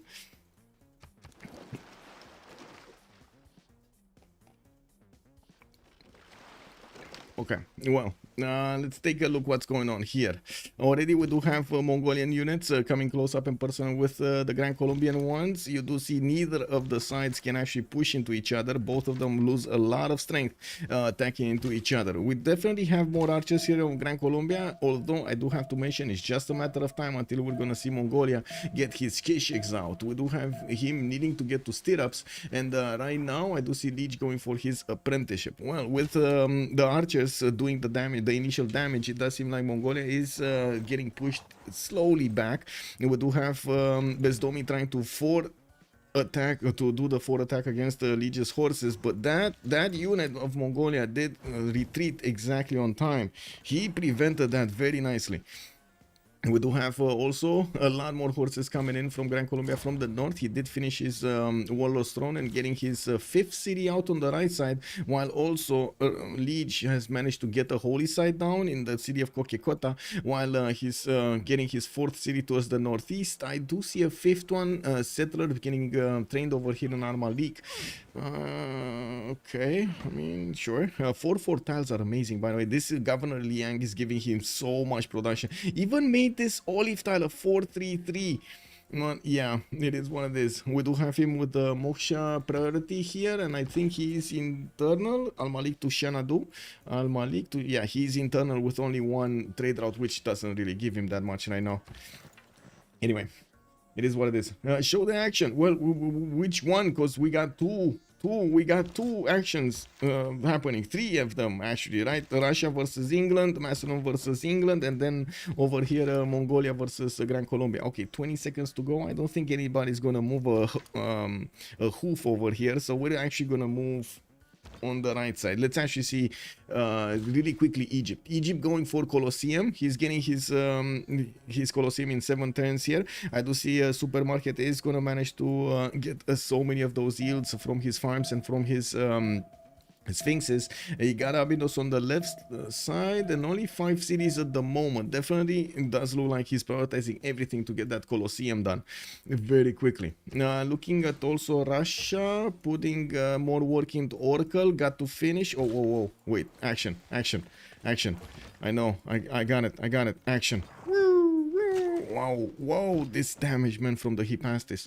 There's no way SunBro actually defends this properly. Is there a way that he can defend this properly? We need to ask chat, is there a way that he can defend this quickly? Baratunko, hello there, sir, and welcome. Macedon not promoting just to save heals. Exactly. And we do see him whenever he's gonna get attacked. And I gotta say, this is dangerous, by the way. You don't really want to attack with the units you have promotions on. You kind of want to, you know, put them in danger, get some shots on them, and then promote, and boom, you got a full strength unit again. Now with higher skill, and while your opponent has weaker units because he already spent quite a bit of strength attacking into you. You can't really do that against archers, so you gotta be careful with like crossbows or units that might actually be a bit too hard for your units to handle. Yeah, Mazur's already calling out. He dead. I don't know. I guess we'll see. I'm pretty sure this is extremely problematic. Like I'm pretty sure this is apocalyptical for the Empire of England. Is SunBro getting? It is what it is. Cheesecake Factory. No. Also, Daniel. To be honest, I thought Mr. Macedon would have slightly more by this point. I mean, look at the line of units coming in. 1, 2, 3, 4 to upgrade. He's getting his military engineer to build the pathway there, to build the road. I mean, this is basically him just getting the game going, you know, getting the things moving over here, building the infrastructure in waves, and of course the units to carry them on that infrastructure. Ooh, that also mean Zetian somehow needs to do something, because, well, you know, these Macedonian Hetaris are not gonna stop at Birmingham. They're gonna be like, oh, what do we have here? More candy, this time red candy? Let's go. Anyway, okay, so early moves. There we go. 1 unit taken down. We do have also the Great Prophet walking onto the holy site. Let's see, do they have more? So, Defender of the Faith has already been picked up by Russia. Healing, maybe? He's gonna go for the healing belief. Doesn't seem like it's gonna give him what he needs, because his units are dying very quickly. They're getting 2-shot, almost. Wow, that actually remained alive. Man, the 1 HP monster. Anyway, it is what it is, man. It is what it is. Pyramids. What is Roy doing? What is Roy doing on the front line? Getting imagine the disrespect from Roy. Imagine the disrespect. What disrespect SunBro is feeling right now. It's basically a guy punching him and the other guy just eating a steak in front of him, getting the monument, getting the wonders. No.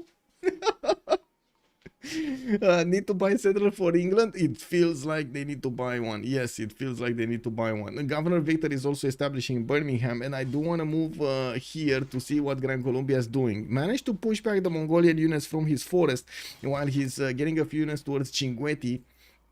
I do have Bezdomnyi finishing up some markets and also getting campuses. That's a +3. Yeah, that's a +3 next to Guayaquil with Governor Victor established. Spearmen coming in, and Chinese scout is actually right there next to the city of Bogota. I don't think he's going to be happy about this. He does have a spearman that can bonk, and he should actually bonk from the right side, so he can actually do the damage with the spearman. 3 movement, quite nice. Quite nice over here for Gran Colombia to have that extra movement. Diplomatic work also coming up in Caracas. Looks like he's they are considering it's very important to try to get the influence points for the city-states from an early stage of the game here. Roy has a line of horses. Yeah, okay, so Scout didn't manage to pillage. Gran Colombia stayed here, okay. We do have Macedon getting close up in person with Birmingham, which is a 43 defense strength city. This is a problem. The Hypastis will do damage to the walls and will also do damage +10 against the city when it will be besieged over here. No, besieged, well, it doesn't really say it's only on when it's besieged. That's 57 strength from the Hypastis against the city center. That's still gonna do a lot of damage. He only has 2 of them, with maybe a third one coming in that he needs to upgrade in Antananarivo. Looks like he's not putting the gold in that. They don't have that much gold. I did point out the gold pattern was quite tricky on the side of Slozhnii. We do have Memas, Slozhnii Memas. We do have Suvorov here with a lot of production but lacking gold per turn. The same can be said about Roy. 88 points of production, -11 gold. It will be quite some time until Bezdomnyi gets his economy going, and he still needs to pay quite a few units, while I'm pretty sure Cleopatra here, after he did manage to get his Colosseum, will need to do something on those lines, get the gold for his teammates, finishing up more commercials, getting more cities here, improving the talents that he has. Although I do have to say he's not getting that lucky with a lot of plantations, and also worthwhile plantations to get like cocos or stuff like that, or of the other kind of pastures or camps. I mean, truffles would be amazing here. It is what it is. Can we add what the Disto and the Xpli are doing? Yes, sir. So dISTORIA is putting a city to the south. Looks like he's getting a few horses of his own, and a few of these warriors. Looks like he will be looking to actually help out Macedon, help out the war against Macedon, and this might be something that saves them. Let's see if dISTORIA is gonna get there on time. He's also already connecting his economy with Scythia. I do see Xpli is putting a city to connect a little bit faster these traders. Getting audience chamber here for a higher population, while I do have to say Macedon lost a unit here. There is an English swordsman that is going to be taken out, bullied over here by multiple units, but at the same time he did manage to win another turn for his England, for his owner here. Oh, wow, I didn't want to mean for his leader here. We do have SunBro. Oh my god, I'm so sorry, that was bad juju. Nahostra, can you check what general is? Medieval? Yes, sir. Great. Forms a core out of a military land unit. There we go. England are not his religion. Roy has a line of horses. It's okay. Yes. Well, Roy over here is not moving one of those horses. I'm actually a bit surprised that Roy doesn't want to move horses towards England, forcing him to deploy more units here or spend attention on the south. That is very important, spending attention. You don't have that much attention to be given, not that much APM to use. I did get the prediction. Yes, let him cook because he didn't move a general. Well, let's actually see the cooking happening over here on England. I do have to say he's moving swordsman very quickly on the front line, but he is down to only 3-4 units here that are defending Birmingham. Does this one have a promotion? Yes. Does this one have a promotion? No. This actually needs one more point of experience to get a promotion going. Maybe he's gonna get it, maybe he's not. It's kind of dangerous though to actually leave. Oh my god, look how many units are just coming in. There are more coming in, more than he can actually destroy. This is the problem, right? The units are coming in, chewing and trading and managing to overwhelm over here the defenses of England. This is basic Macedon gameplay, Macedonian gameplay. We do have ancient walls in 2, and yeah, well, we'll see if those are actually gonna allow him to defend this. The Hypatis are gonna have a say in this, I'm pretty sure.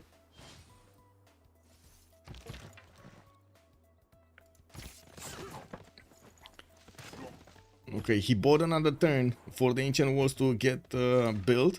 And it does look like Macedon will also have quite a few promotions, getting quite a few points of science and culture from those skills. Not bad. No, Governor Victor did establish there, but Birmingham doesn't actually have a strong unit like a classical unit inside of it. That doesn't allow him to do much more. I do have to point out SunBro, 47 science, 39 culture. He is 5 turns away from stirrups, 1 turn away from feudalism. I wouldn't be surprised if he's gonna try to go for men-at-arms over here, and getting 1 knight is gonna be incredible for his city strength and for his ability to withstand more damage. We're gonna need to see if he's gonna manage to chew through the Macedonian army that is being sent against him. More are coming, by the way. Even what? Oh my god, he's actually doing warrior monks. What is this memeing? Macedon, warrior monks, and crusade. He actually is gonna try to crusade his opponent here. Oh my god, man. This is beautiful from Suvorov. This is beautiful. I like Initiation Knights as a pantheon. He's getting some faith from that. We got the God of the Forge England with Zen meditation and holy waters. He did go for the healing. We do have Mongolia, Jesuit education and stewardship with the God of Craftsman as a pantheon. Mongolia over here is well, gonna get a bit of faith. He's spreading it around. He's spreading his religion around in the other cities, and doesn't look like he actually has Gran Colombia to fight in the north anymore.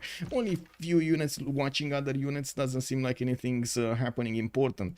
Zetian did get to 2, 4, 6, 7 cities, chopping quite a few things with them, clearing out his land here, and also sending those horses toward the south. Looks like Bandar Brunei is wait a second, is he gonna lose a builder here? That's a 2-charge builder in the range of this warrior. Now AI says no. What am I gonna do with the builder without the ability to get it back home? Okay, that's another Hetari that's gonna get a promotion and heal back up. So frustrating when this happens, by the way, so frustrating. Yeah, the swordsman do need to move over there on the front line. And looking at the great people here, Macedon is 8 points a turn, Mongolia is 6.9. We do have England on 0. He never built the encampment, he never did, because he built the holy site, and the holy site only gives him more heals, it doesn't actually give him more damage. How far is England off men-at-arms? He's not, if you can believe this, he's not actually going for men-at-arms. He's going stirrups over here. And I do notice Suvorov army got bored at waiting for the others to actually punch through Birmingham. They're gonna go around the mountain. This is basically the overflow. This is the overflow of the Macedonian army. They just stood there. They saw they cannot get in to actually do some damage, and they were like, come on, bro, this part is not cool. Let's go Leeds. Let's go party into Leeds here. And it looks like we do have Suvorov getting another general deployed there. His warrior monks are coming in for a taste of action here, and we do have them with 45 strength. Not bad, not bad. 54 against the swordsman, 53. Not bad at all.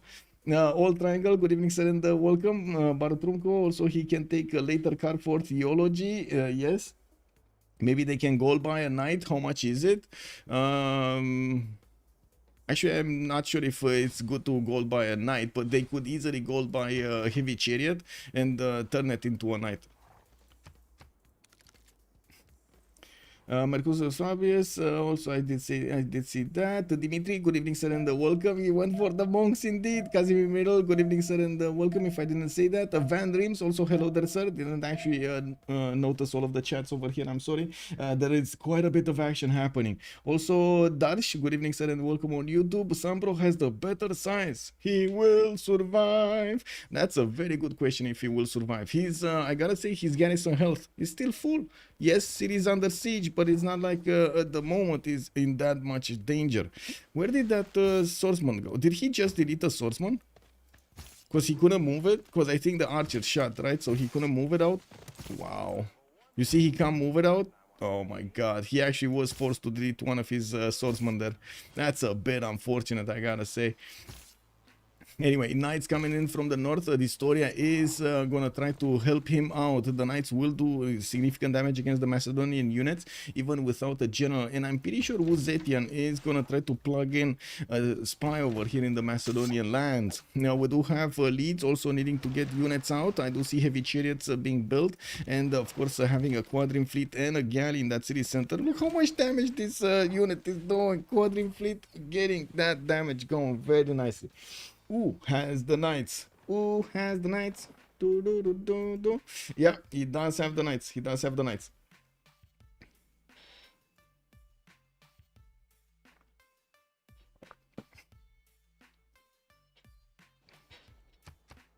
Well, let's actually see on the side of Gran Colombia what's going on over here. We do have Bogota getting the builders out and moving towards the spot locations. Anonymous Gifter dropped the 5 gifted subs. Thank you so much, Anonymous Gifter. Much appreciated, sir, for the support. Thank you, thank you. We got Flux 34, Sandorius, May West. We got Anakim 17, Robloxian Plays 1. Welcome, sirs, to the stream. And thank you so much, Anonymous Gifter. Yeah, we do have to take a look also if Lege is gonna get his K-Shakes. Looks like in the tech side, he's 2 turns away from stirrups, 3 turns divine right. We do have also the Beasley dropping 100 berries. Thank you, sir. Much appreciated. Van in sprinting for Macedon already. Yeah, I mean, you know, he's getting, he clicked on it, and now with the extra science that he's getting from taking out units, and he did manage to take quite a few of them down, he's managing to do this quite nicely. Now we do have SunBro also. I don't think he actually wants to move attack with that swordsman anytime soon, just because, you know, you want to keep that city as high as possible in defense. Right now it's at 46. If he is gonna attack with the swordsman and it's lower, it is gonna lower the strength of the city also. And we do need the Chinese units from the north to join the fight as quickly as possible. There is an encampment being placed down in Taiwan, and I do see China doesn't really have more chops available for him to get that general. He's going to need the projects, and he's going to need to rely on his straight up production. Stirrups has finished on Lege, so we will probably see some K-Checks being queued up here. I do see, since we are 7 turns away, we're definitely going to need to take a look if they do manage to get their era score going for the second era. I do see campuses coming from Egypt. He's placing those cities, well, in the spots that we did see earlier. 1, 2, 3, 4, 5, 6, 7. This non-freshwater city I didn't actually predict. I was thinking he's gonna get one over here somewhere to benefit from the freshwater, or maybe even here on the cold tile, because why not, you know? But I guess, you know, it's fine. That's a wine city, and I do have to say, well, he's gonna have a significant problem getting the food there, getting the housing there. I would imagine he's gonna want to chop something here, maybe like a granary, kick W, or the aqueduct. That would be quite nice. Aqueduct, like it's like you mean it. Okay, Macedon moving through. Looks like Leeds still is gonna get a settler out. This might be a safety settler moving on the seas over here on the western side. And to be honest, if he just gets a settler on one of these one-tile islands, that should be fine for a while. Russia did finish Oracle. He did not finish Hanging Gardens. Looks like that wonder did get taken away from him, and I do want to double check who did it. Who did get Hanging Gardens away from him? Not China, and not Is it here? No, there was no. Oh, there, it is here. It is on Scythia. Scythia actually managed to take away that wonder from Russia. Where, yeah, he did. Anyway, we do have him getting his libraries out. Look how many traders are through the water and how much difference it is in their economy. 112 gold a turn on dISTORIA. We do have 18 on SunBro, 83 on Xpli, and 15 on Lege. On the other side, it does seem like 15, 4, 22, and 4 is definitely not going to be enough gold if they need to upgrade stuff. They're going to need to rely on pillages over here, and it does seem like Macedon is getting through the defenses of England in the south of London and to the east of Leeds, trying to get the ancient walls up. Has joined the round table. And one hat Tori Hanzo, thank you so much for the follow and good evening, sir. Wow, I see there's more challenges ahead over here. Yes, let's go. Knights coming in from the north. dISTORIA is going to manage to team up with England, and it does seem like, first of all, it's incredible. He held Macedon. He has been holding Macedon from the beginning of the game. And look how many units are coming in. Okay, sure, they're kind of like getting stopped at the river here. It's not like they have a lot of space to deploy, right? They're gonna be here and they're gonna be like cramped. Oh, let me get this attack going. Oh, move away. Let me get this swordsman. You know, like it's so cramped over there. Have you been to a football game when you actually just like you getting in and you can't breathe? Oh my god, this was like very bad experience from when I was young. My father took me to a football game and I was like going in with the gallery and stuff like that, and man, you couldn't move. I was like a little child over there. I couldn't move anything. Anyway. Project Cisco, welcome sir, good evening sir, and welcome. The final EK video just hit YouTube. It's good to see. Whoa, really? They actually that's it, they closed down the company, EK? Whoa, I gotta mention, actually, Project Cisco was saying the best coolers are from EK like a year ago. Just say, man, just say. Andiro, bonsoir monsieur, bienvenue. I would recommend nobody. Okay, I mean, I don't know the story over there, but I know a few details. You shared a few details. I don't know about exactly what happened there. Okay, walls going up in Leeds here. It looks like England is deploying a few of his swordsmen there. He does need to take away this Hetero from his campus spot, and I'm pretty sure he needs to get a lot more something. A lot more of everything, actually. Not a lot more of everything. Like the units of Macedon are basically on every tile, coming in through this road in the pathway built by the engineer with a siege tower. Ooh, the warrior monk is gonna want to get in there, get in on the action. Oh well, let's see Era score. Very close, we're very close, 5 turns away. Lege is getting his golden age, not getting Kishaks yet. He's getting one and he's building in Xanadu his intelligence agency. 2 of them actually, I see two of these Kishaks, while he's completing his encampments with his Ordus. We do have Xpli, 54 out of 57, 3 points out from getting a golden age. Xpli is... okay, getting the culture from Kumasi. Where is he? 73, 72. That's pretty good. And we do have him construction and military. Okay, he's not getting a point from that. The 10 pop city in Pokrovka, that's gonna be a point. So slowly he's definitely gonna bank on this. I'm not. Did he get monarchy? He already got monarchy. Is this a second continent? It's not. And maybe he's gonna choose a city state or something, like piece it out something. He can definitely get the 3 points in the turns he has. SunBro 58, 59 just needs 1 more point, and well, at the moment he's getting pressured so much over here. We do need to see if he's gonna manage to withstand this attack. With SunBro also getting the knight technology, he's able to counter attack into his opponent. He really needs to put a 9 in Birmingham, really needs to. Like, this is a must to put that extra strength in there to hold the horde of Macedon at bay. We do have also dISTORIA managing to get his golden age, and one knight from the north. He definitely needs more, but I guess they put every little bit of resource on England here. Maybe a quadrine fleet, take out the Hetari. Yeah, there we go. There we go. Just getting those through there. Leeds did get the walls up, so now these Hetaris are just like, you know, watching. The spectators to take a look at what's going on there. I think Macedon just found the weakness.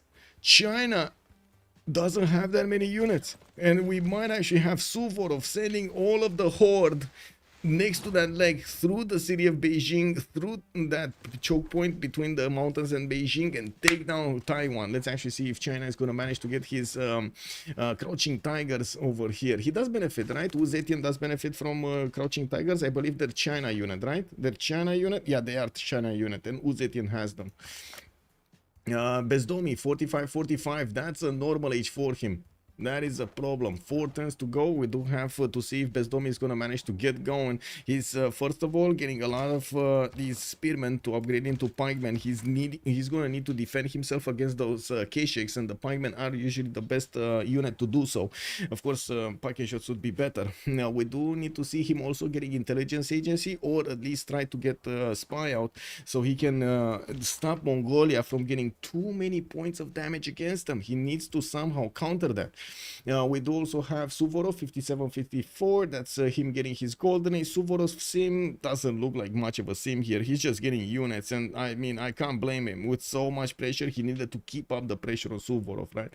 Kazandar completed his golden age 58-58. We do have him with Mont Saint Michel coming up from Akhenaten for that extra culture on his floodplains, and since he has so many, this is going to be good return on investment. We do have markets, we do have more commercials, and of course he's trying to get the gold for his teammates, but you do see him only on 28.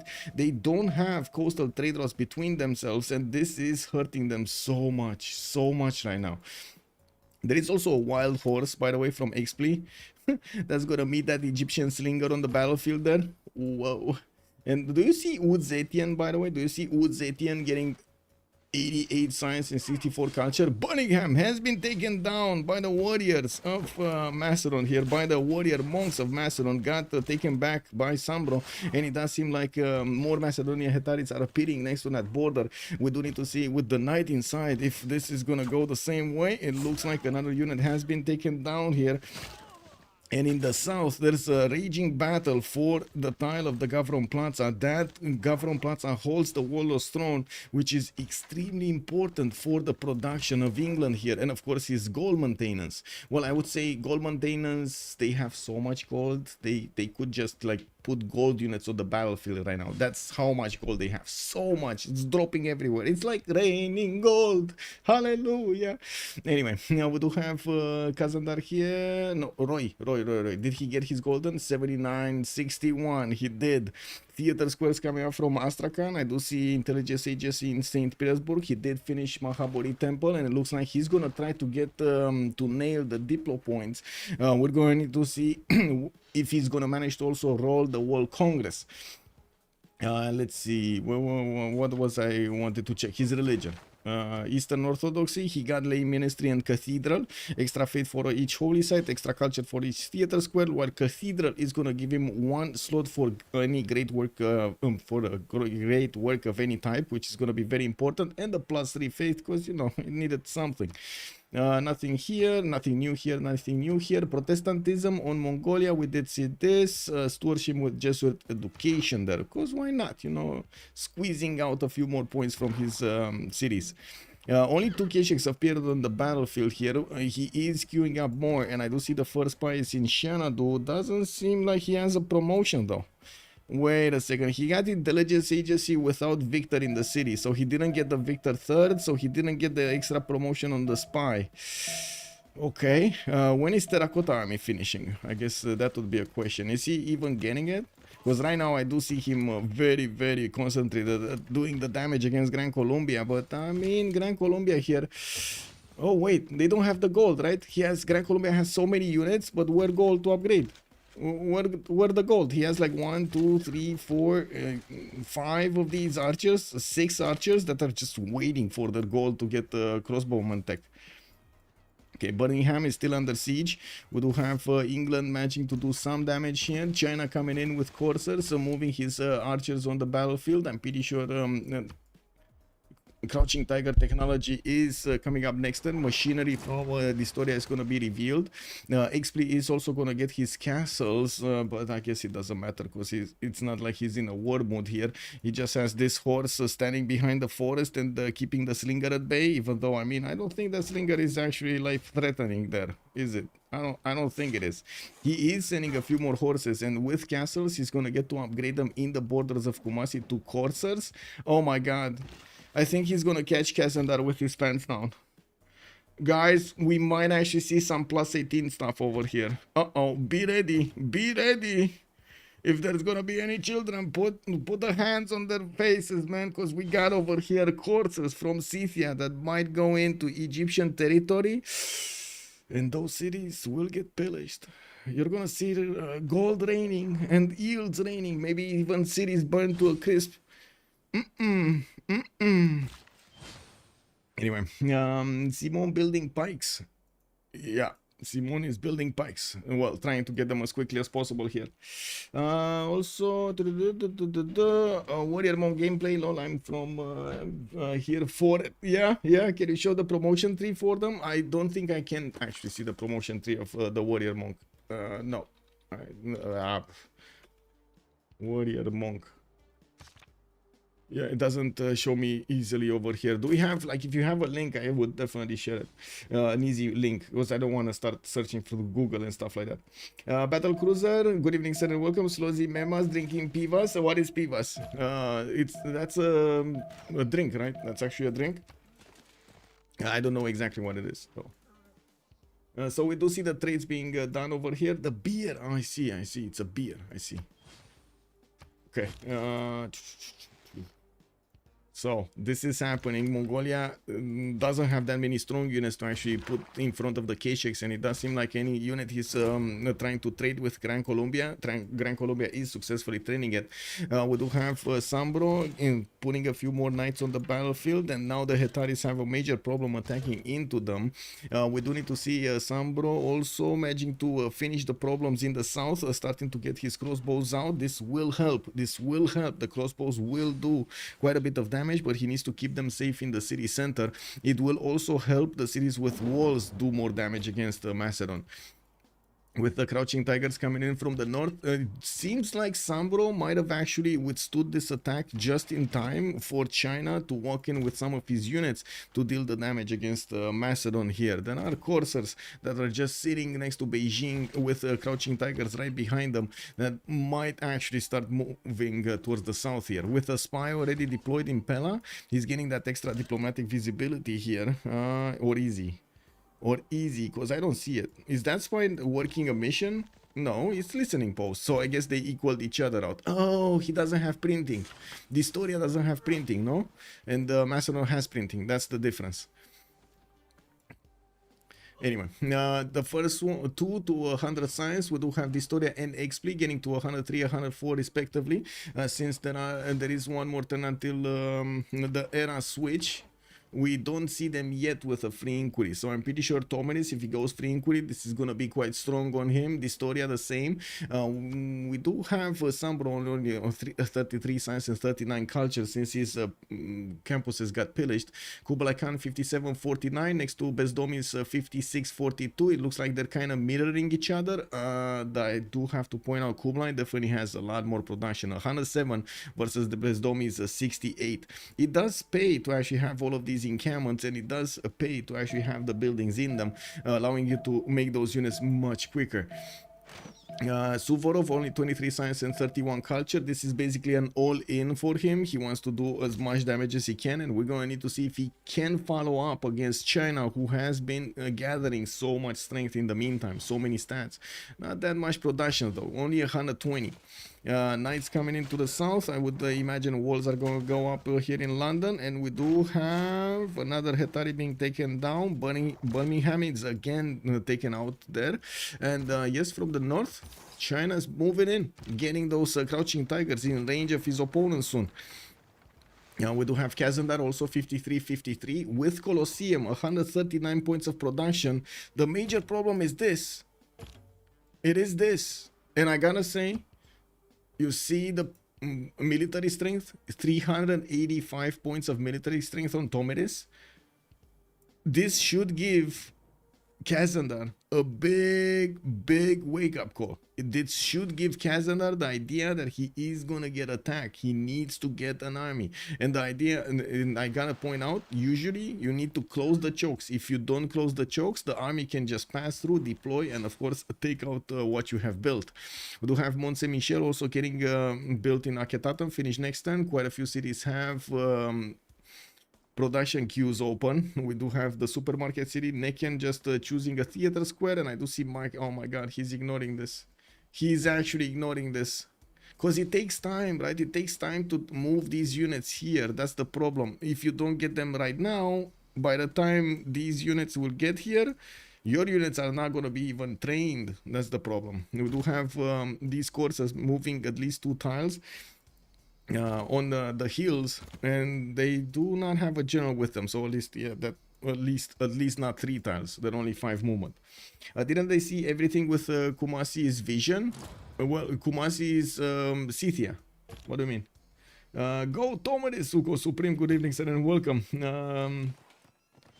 Oh well, it is what it is.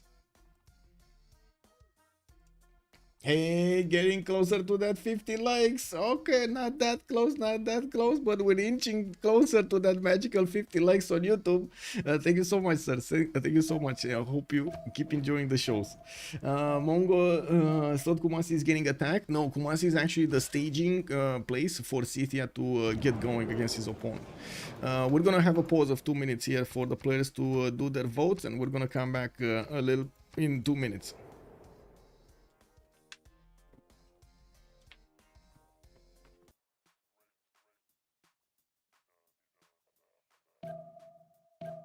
Okay, well, we're back in. We're loading into the new turn, and let's actually take a look who got that golden age. Yeah, everybody across the board here.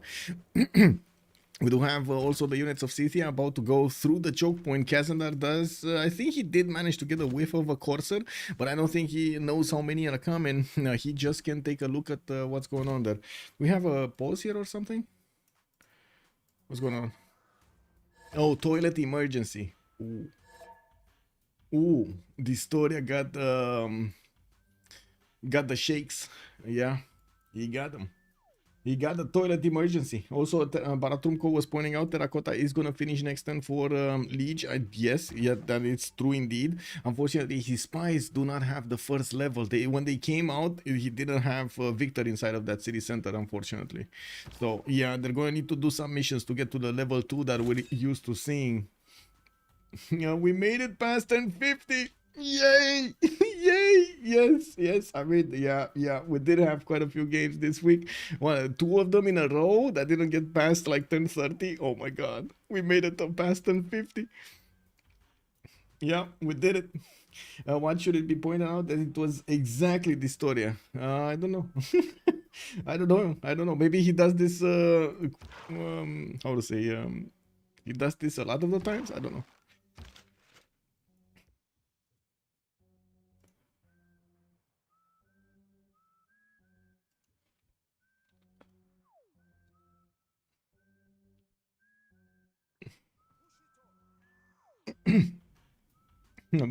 Alex got Birmingham again. Yeah, he keeps on taking it, he keeps on losing it. That city's gonna rebel next turn, gonna also get some free units over there, free city units. And I do notice Macedon is probably gonna lose a few more units here, especially with the Crouching Tigers coming up from the north. I'm pretty sure he will have a problem dealing with both armies here, especially since England does have in majority knights now.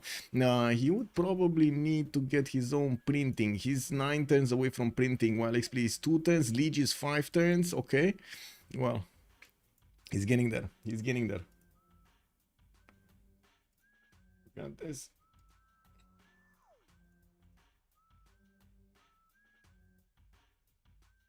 Also, yeah.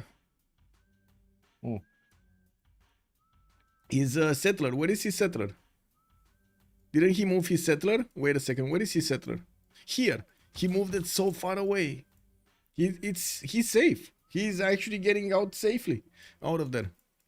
Let's take a look at Russia. Getting his spy out also, plugging in Liang in Kazan. Did get Novgorod on the right side, and also Arkhangelsk in the Singitic Gulf. That will allow him to actually trade with somebody. Maybe we will see him trade with Gran Colombia over here. Did they?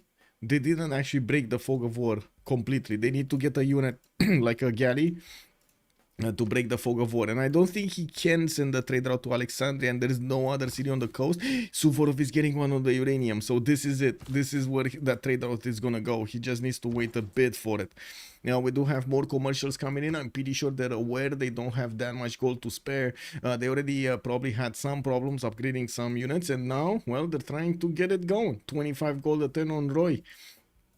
I do also want to talk about their golden age options. Drums of War for Kublai Khan this time around, 63 science, 31 culture. He knows he's going to need to keep pumping out K6 to overwhelm Gran Colombia, and I do notice the pikemen can withstand so much damage from this K6. We do have Tomenis also 110 science, 92 culture. Is kept going on a Pembrasian voice, but he is about to apply the biggest surprise against Kazandar over here. He's catching him basically taking a dive in a river, you know, cleaning himself up over there in the water with his clothes on the shores, and he's just gonna take his clothes. He's gonna leave him without them. That's a problem, and I think that will be a problem on Kazandar here. We do have also dISTORIA with 109 science and 50 culture. Went for the drums of war this time. Looks like he is getting up for war against Macedon. He wants to be sure that he's going to have enough production to hold his opponent and also help out England hold his cities here. It's very important to have these trade routes working. They're making so much gold with that. Now we do have Bezdomnyi also, drums of war, 58 science, 26 culture. Not that much of a difference between him and Kublai stats. The production though, the production is still with Kublai, Suvorov, drums of war, 30 science, 29 culture. Looks like he's kind of running out of steam. And he's trying to get out of this situation with more cities. I would imagine he's going to try, well, too late to actually get Terracotta Army. That's going to finish on Kublai. I would imagine he's going to try to get a working economy and also start to get his setup going for his campuses. Definitely needs more science overall. Even if he's taking so much science from his opponents, it's still good to actually have it. Now, we do have Suvorov also. We talked about him. Kazandar, 104 science, 66 culture. Switched to a free inquiry golden age. First one in the game to do that. And we did have him finishing up Mont Saint Michel here, getting so much culture from these tiles, from the tiles of his floodplains. 60 science, 143 culture on Peter, 101 faith at 10 with 162 production. Looks like Russia is going to be a very strong nation later on in the game, but he's also going to be exposed from the west side here for a D-Day. So if well, maybe if Scythia actually wants to get some units in the water, it might have the opportunity to do some damage over there in the Russian territory. Okay, Buckingham still rebelling next turn. We got some movement here. It does seem like that crossbow is gonna stay alive. There's no movement available for him to do the attack, and the Government Plaza, the campus have been pillaged here. England, the SunBro is gonna have a harder time to pump units out. Definitely harder time. At least they do have a lot of gold, you know, like at least that. And from the north, since China is coming in with a line of strong units in the front line with Crouching Tigers right behind them, he's going to manage to push back the Macedonian line of defense and maybe even catch them in a pincer movement, since Macedon doesn't have that many reinforcements coming on the way. So we would need to see at least like 4 or 5 more Hetaris moving from the cities of Macedon to the front line, so he can replace these ones. I also gotta say, Suvorov shouldn't be far away from getting stirrups if you didn't already. Oh, he did already get the stirrups. I just saw the upgrade button. And Mercenaries is next turn, so all of these will turn into or quite a few of these will want to turn into knights. What's happening? Is one of them yeah, oh, I see, they're missing one player. Egypt was AFK. Okay. Predictions, didn't I put the predictions? Wait a second, I didn't put the prediction. I did put the predictions. What do you mean? It's 70% for Ulyss and 30% for Slozhnii Memas right now. Russia going celestial navigation for ships. That's an interesting question. Russia's going wheel and reform church. I don't see. No, he's not going celestial navigation for ships. He's going for the harbor technology, so he can actually get the traders in the water. If you take a look at this little star here for celestial navigation, it says it allows traders to embark and allows the harvesting of fish and crabs. You need this if you want to get those coastal trade routes, juicy coastal trade routes going. And of course, you do need a destination also.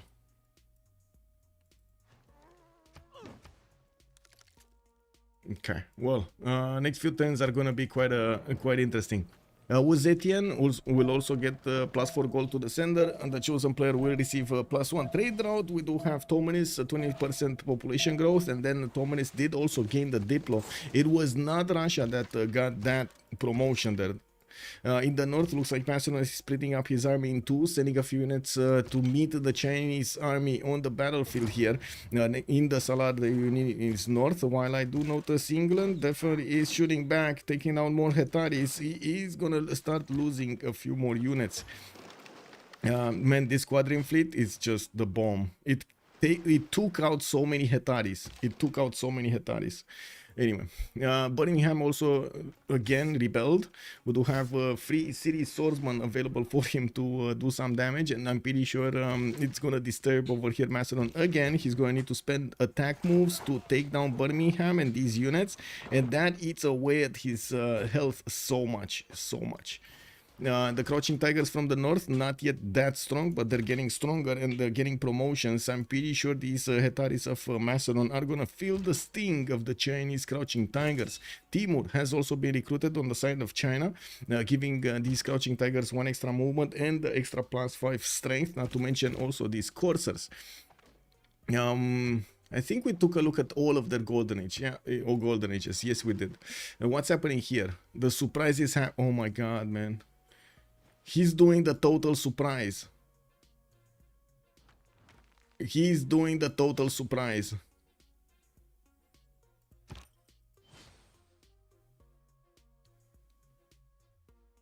Oh my.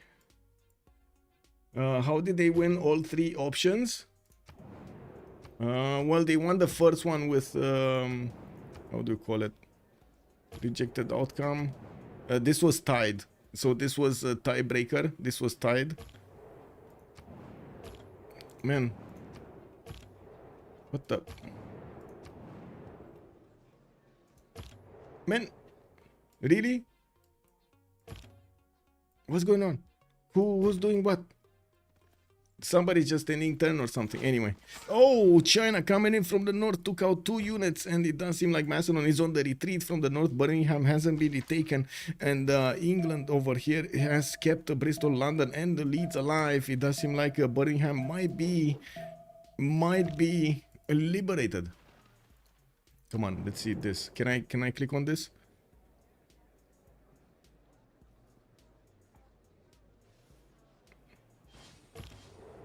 This is the AI, no? Wait, this is the AI. This is the AI and this is me. Okay. Yeah. Okay, so we did equal that. I was worried we didn't equal that. In the other ones, it doesn't look like they were interested in this. And in this, how much? So we tied that, and we did have 1, 2, 3, 4, 1, 1, 3. They didn't care. They didn't care at all. They just put 2 points into this. They cared about the first one and lost the first one. That's the problem. They focused everything on the trade routes and they lost that one. They really needed the gold. And I do see the strength of the Macedonian units is not that high right now. He does have promotions to get them back up to health, and we're going to need to see if he can withstand the power of the Chinese army from the north. Now, it does seem like dISTORIA is not moving them that much in front. He does want to actually get them moving all together, to have the Crouching Tigers available to start shooting left, right, and center. Now, I do also notice Xpli 126 size is gonna... Whoa! Ooh, he got it! You got it! I mean, yes, there is one knight. There is a possible knight coming out next turn, also from Kazandar, and taking a look at Akhenaten, he's putting heavy chariots in the build queues, but him not having those units ready in the choke points, like imagine, 2 knights, that's it, 2 knights, he only needed to do 2 knights, not much, not less, not more, that's it, 2 knights, 1 here and 1 here. And this would have been so safe. Maybe even 4 knights. Actually, let's see, 4 knights, because he would have closed all of the chokes with 4 knights. And he would have had vision over an incoming army. Instead, he used the slingers. And yes, I do have to say that a lot of the times when you're simming, you don't really want to spend time to get the units out and so on. You want to focus on the sim as much as possible. And he was probably getting pressure to get the gold, try to get the resources for his teammates, and also boost them in the tanks and in the victory. Now, this unfortunate kind of like greedy movement is leading up to this: the attack of Scythia on his own the cities of Egypt, while Kazandar is with low HP units at the moment. Swanet is probably going to be put under siege. That is a non-freshwater city, and I do notice at the moment Egypt does need to upgrade a few more of these heavy chariots. China just got a promotion on his spy or something. What happened there? I think he did. I think he finished a mission in Akhenaten. While it does also seem like Xpli is more interested in pillaging his opponent rather than doing anything else here, taking cities or stuff.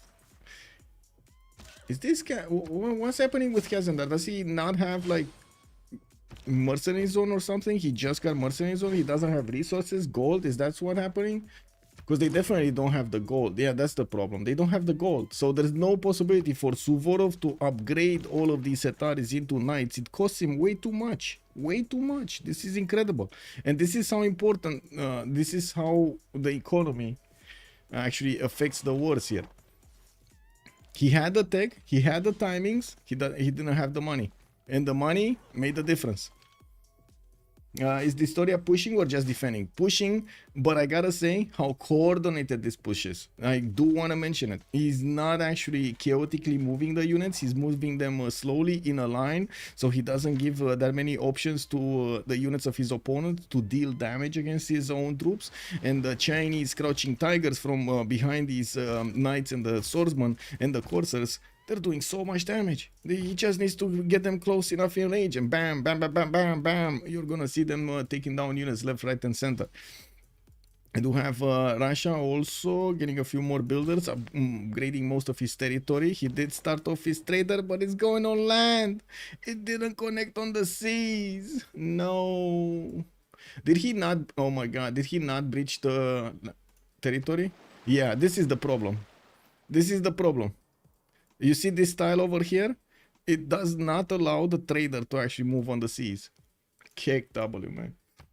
Suvorov needs to destroy Birmingham. He needs to, yeah, he needed to do it a long time ago. That city doesn't really serve any purpose of maybe some stronger heals over there on the front line, but he already had so many promotions. It also, I think it ate a lot more of his unit strength than it actually gave him back bonuses. We got a few more settlers coming around from Suvorov. He's going to follow up with hard-built knights and sending them there on the front line. He's getting spied on by China, and I do see intelligence agency finishing up next turn for his own spy. In the text screen, we do have Macedon discovering military engineering next turn, and I do see medieval fairs also coming up in 1.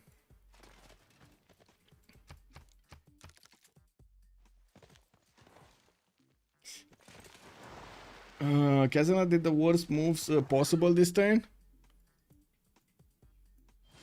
with the defense on oh, well, I mean, he's getting the knights quickly at least, and by the looks of it, he did manage to keep Swanet alive, but that also was Xpli's choice of not attacking right now in the city center. He just wants to go and keep on pillaging, replenish his health from the med packs. Remember, the farms when you do pillage do give you extra health back on these units. And with 2 full strength knights, a third one coming in next turn, he should have enough to start two-shotting these coursers. The knights are definitely stronger here in this case. He lost HP on 2 upgrading while one was in the city center. Now you're talking about, yes, the 2 heavy chariots, and yes, I do have to agree, those should have been in either immediately upgraded or not put so close to the front line that they would have gotten hit. There is another thing. Maybe he did want his opponent to attack into them, so he actually buys himself a little bit of time. We do have Birmingham again rebelling, and I do see these swordsmen in the south are, well, are going to have the opportunity to do some damage over here against the Macedonian units, while from the north, China is still waiting to move his troops to the south. Let's actually see how he's going to try to get close up and personal with the Macedonian army, which did manage to actually push quite hard even into the Londonese borders. We do have a crossbow finished in Leeds, which is coupled with the quadrim to do the damage against these Setaris. Looks like slowly he's eating away at their strength, while we do have the wall strength also quite strong right now. Quite strong. The wall is strong with this one. And another knight taken down. Hetari is also gonna probably be taken down next turn. These crossbows also have promotions, by the way. They kept on shooting non-stop, and he did not manage to stop one turn to get the promotion on them. That, I guess it is what it is. And from the north, China just missed the timing, the last second timing over here. Let's see what's going on here. Swinnet encircled. We do have the knights managing to take down one of the coursers. And moving forward, I do see a Chinese knight is also starting to pillage the lands of Egypt, especially the commercial, trying to steal some gold, while new knights are coming in. We do need to see if he's going to manage to actually survive here with the city of Swinnet intact. There isn't a lot, there aren't more units coming in from Scythia. This is all it is. This attack is all there is. We do have 1, 2, 3 pillages already, 5 pillages on the farm, and I'm pretty sure he's gonna get at least 2 more mines, 3 more mines. Yeah, 3 more mines. 1, 2, and then this one should move on the 2, 3 and get at least 1 more mine. This one can start pillaging the farms over there between Edfu and Akhenaten, and we'll see what the knights will do. And Sasu, bonsoir monsieur, bienvenue. Also, Max Nahulbruk, good evening, sir, and welcome. Raising Swinnet is nice. Pillaging 1 gold from mines is better. Ah, yes, sir. Kazakh, also, good evening, sir, and welcome. Привет. Well, maybe at least Alex still benefits from production bonus from capturing Birmingham. Well, let's actually see what he's going to use that production on, because at the moment, he's kind of running out of units here. He has so many units and not that many remaining alive. And I gotta say, dISTORIA is still very careful how he's gonna keep on moving towards the south here. Show Mongolia Colombia war. Nothing's happening here. Like, really nothing's happening. Oh no. Another choke not defended. Another choke not defended. They're actually figuring out that Kazandar is not respecting the choke strategy here. Uh-oh. Yeah. Not respect. I mean, this is a problem, right? Not respecting the strategy. This horse is gonna die there. The knight can actually take his place, but then the knight is gonna die also. There isn't much that he can do here. Unless he actually puts more knights, or at least has like 3 of them with crossbows in the forest to actually deal damage to any unit coming onto that 2-2 forest. And anyway, he's at the moment his priority is to take out these Scythian coursers, push them out of his territory, and it does seem like Kazandar is being slowed down from getting his sim up. He's on 135 science, 86 culture, getting pressure from 2 sides and not getting help from anybody.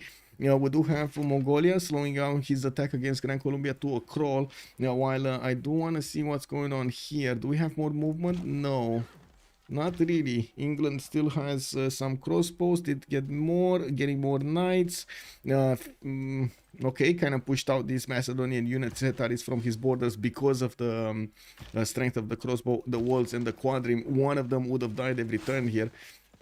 Ooh, that had a promotion, but it didn't manage to get it. Oof. Yeah.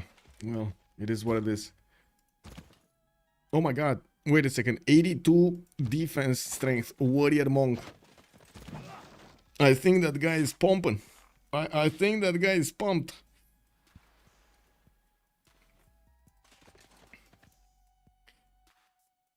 We got the emotes coming in from Ensasu. There we go. There we go.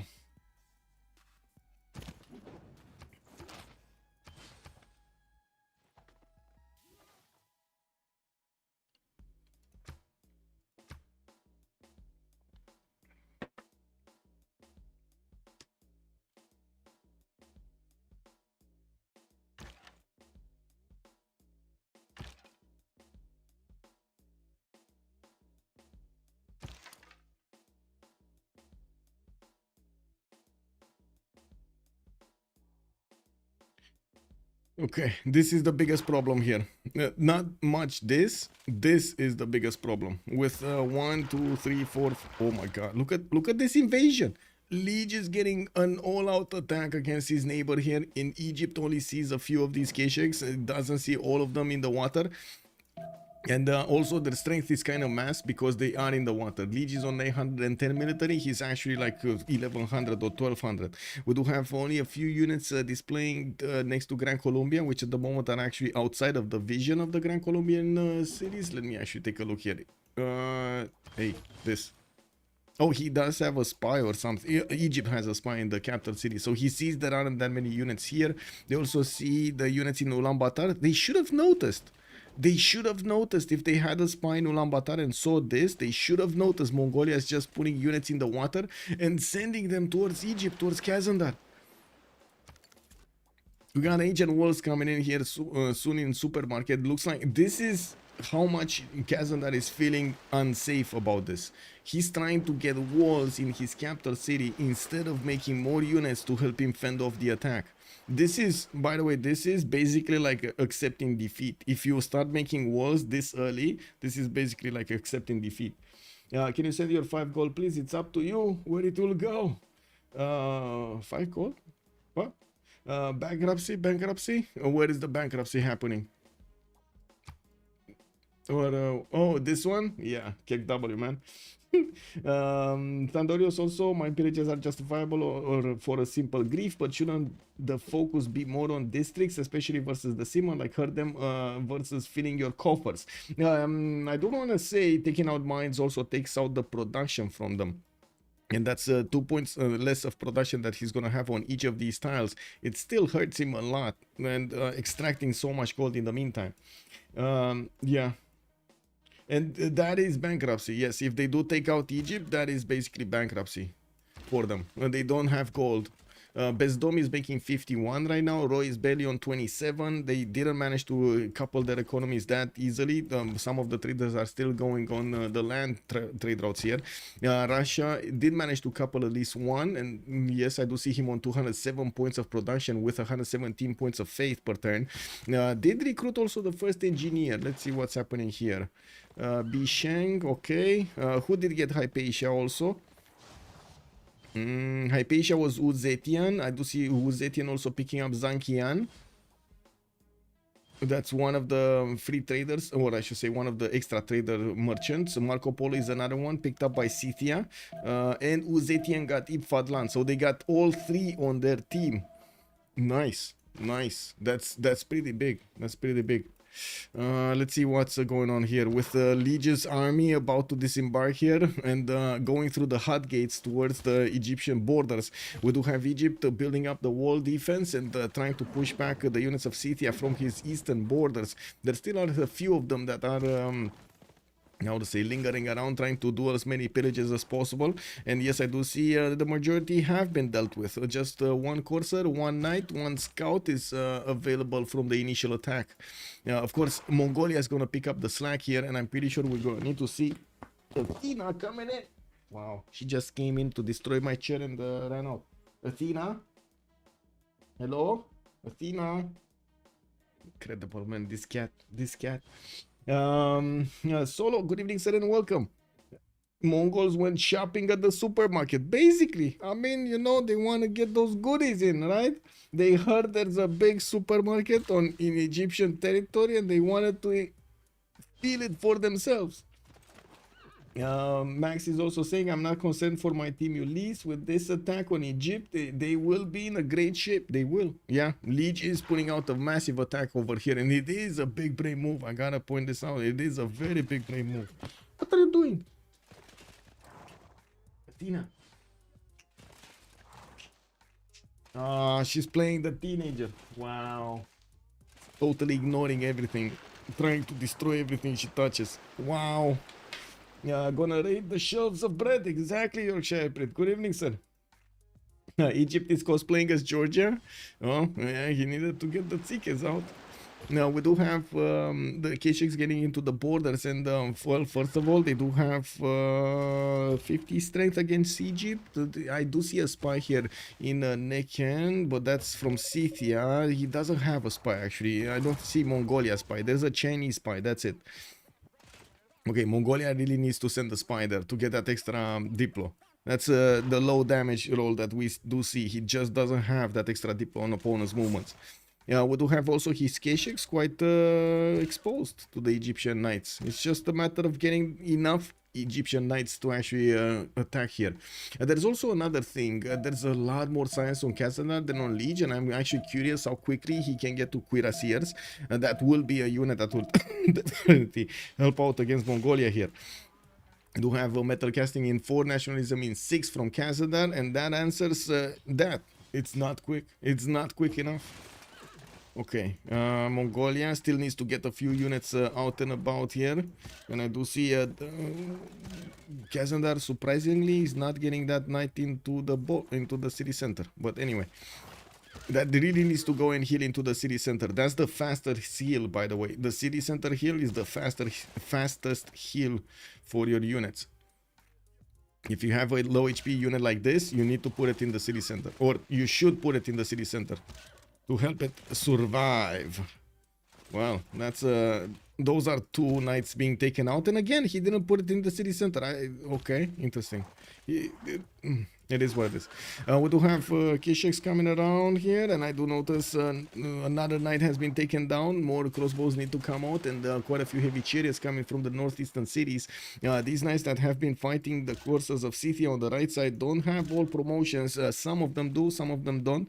They do need to get the higher strength if they want to keep up the attack against Mongolia, and it does seem like Mongolia was the one clicking the buttons faster with the activation of also the level 2 spy in Nechen. Oh, now I see what happened. He got a +6 activated against his opponent. Man, in the tens we talked, or in the seconds we talked, Mongolia did manage to get a spy in Nechen.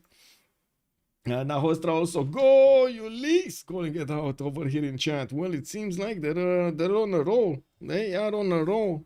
Macedon is still keeping Birmingham in check. We do have China deploying more of his knights towards the south and buying out heavy chariots. I do notice he didn't actually finish Great Library, but he's like 6 turns away. I think he has been building this for quite some time now.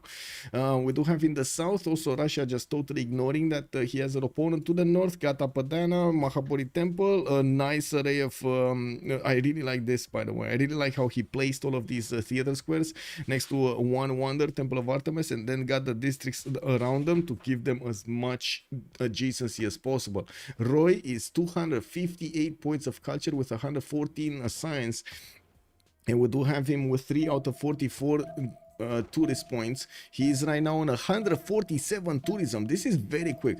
Xpli is the one defending with 131 culture, and I do want to double check this. Culture. We got Xpli on 43. Yes, 43 domestic. So he is the one defending this. I think we need to watch here, right? Okay, that's a first K6 taken out. That's a sacrificial crossbow, by the way. That crossbow is just gonna get one shot by the K6. Cores are being taken out. More heavy chariots needing to move on to the front line. Now these K6 will need to move across, and they're slowly doing that. Yeah, one shot. Easy peasy. Getting that culture through. Mongolia very happy. Mongol very happy. But this science on Ptolemaic will mean tanks very quickly. Military tactics coming out next turn. We do need to see if he's going to start up on his encampment setup.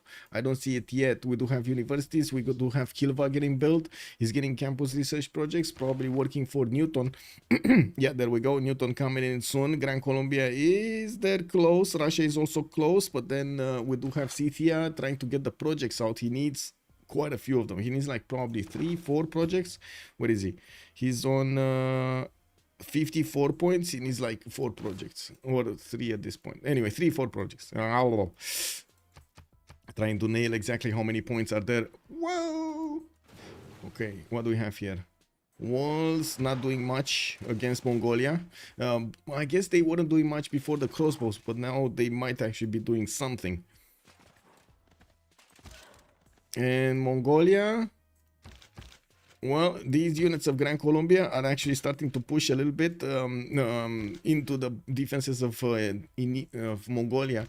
And I do notice he doesn't have the gold to upgrade them, but he's trying to hard build quite a few of them, getting a spy of his own, another spy of his own to actually bump into Lege's army here. These swordsmen are very strong when defending against pikemen, not so strong if crossbows are coming to fight. And the question is, how is Bezdomnyi gonna save this crossbow? Because he doesn't have the option to go into the water. That's a dead level 2 crossbow. That's quite unfortunate. That is quite unfortunate. These are very rare, by the way, and extremely strong, the level 2 crossbows. They're jewels. Crown jewels. Whoa. dISTORIA has trained the first musketman. Okay, that's a strong unit. It looks like England survived, getting sea dogs out. Beautiful. Okay, what's happening here? Okay, another Keshik being taken out. We do have Mongolia putting the Keshiks in the water. Egypt is also using crossbows in the city center, so he can deal the damage. The second he exposes them, they're dead, right? The level 2 Keshiks just pew pew and one shot them. It's not fun. Not fun.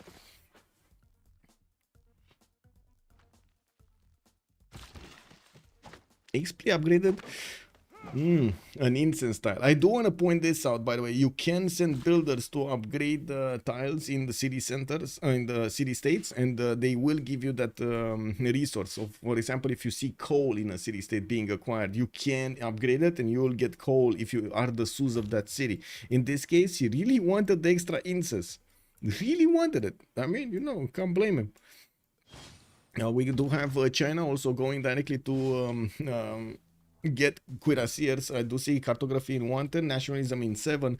Cuirassiers with crouching tigers right behind them should break Macedon here, even though I do have to say Suvorov has a unit on every tile. These are like 4 tiles wide and deep of units here for him. Incredible army, man. There's no tile that doesn't have a unit here. There are tiles with multiple units on them also. Well, of different times. Kick. Nah, it's okay. Egypt just needs to buy time. Yes, Egypt just needs to buy time. That's how it looks like. And that's exactly what he's doing, right? Buying time for Russia to try to get the culture victory going. We do have Russia 7 out of 46. He just got 4 tourists. 4 tourists in the times we just watched this. We're going to need to keep on having our attention on this. Because it's happening. It is happening. Quite a few crossbows, more heavy chariots coming up from Egypt. Still did not close the chokes to the right side and did not repair his cities. You do see how much Kazandar actually suffers because of this, down to 22.6 production. He didn't manage to get his industrial setup going, and of course that hurts him quite a bit. He was about to do that when he was when he got attacked. And I gotta say, Abydos is in quite a bit of trouble here. These Keshiks can chew through the wall defense very quickly. There are 3 of them, and Egypt does have a few units counter-attacking. We're gonna need to see if they're gonna be efficient enough. Because these Keshiks, man, are very strong. Oh, encampment finish from the city of Supermarket. Another Keshik being taken down. We need this knight to also get into the borders there of Abydos, beef it up in the garrison. Birmingham got taken back. Okay. So Macedon had the boost for taking... Wow. Kick. Macedon had the boost of 20% production in all cities for 10 turns upon a city conquest. So he's getting every time this city, man. He's getting every time this city getting 20% production, but look at that. Where are his stats? Where are his stats? 53 science, 64 culture. He managed to put down 2, 4, 6, 8 cities. Doesn't seem like it's working out that nicely, but he does manage to get the production going. We have him on 227 points of production, with also 166 points of food. And yes, I do see China is spying on him with a level 2. Now that is not activated, so we don't see the extra intel from that spy. We do need to see if Suvorov is going to be on his way to getting an economy for his teammates. Because right now, do you see the economy on Ulyss? We got like what, 5 times the economy, no, like 4 times the economy of their opponents here. 63 gold on Lege, 361 on Xpli, SunBro is 86, and then dISTORIA is 246 also. When on the other side they're barely breaking 80, let alone 361. Macedon seeming in behind the big push is so poetic considering Macedon conquest in history. Yeah. Egypt got IR, as did England get IR. Great Vikings will save the world. It's okay. Yeah. Memas world at least. Well, let's see if this actually happens. More damage being done, but not much. Pillaging more farms, so he gets the strength. I do see Gran Colombia did send a courser to help out, and he is gonna manage to do the damage against the K-Shakes, while it does look like he did save the crossbow. He saved the crossbow. He's back in Guayaquil to get the health back. He's getting patched up right now in the hospital or in the Krankenwagen. Yeah, it is what it is. Okay, new crossbows also coming in to help out against Mongolia. Does seem like without new units to reinforce these, Mongolia is gonna probably lose them easy, but not before he got quite a few mine pillages, extracting the gold of his team, of his opponent here. We do have also China still not moving. He got nationalism, he's not moving. We got China here getting square digging. Looks like that's gonna be his next up strategy. He's gonna go for industrialization here. He does have 215 points of production, and oh, he did have cuirassier technology. Okay, I didn't see the upgrade buttons. So these field cannons with the cuirassiers are definitely gonna do more than enough damage to take down the Macedonian armies. Not the warrior monks. Check this out. The warrior monks can actually withstand the damage. Yes, cuirassiers are lower than warrior monks, guys. 79 defense strength on this warrior monk. I think he needs a gummy bear. Yes, he needs a gummy bear. I'm putting the gummy bear here. Okay, guys, gummy bear is online.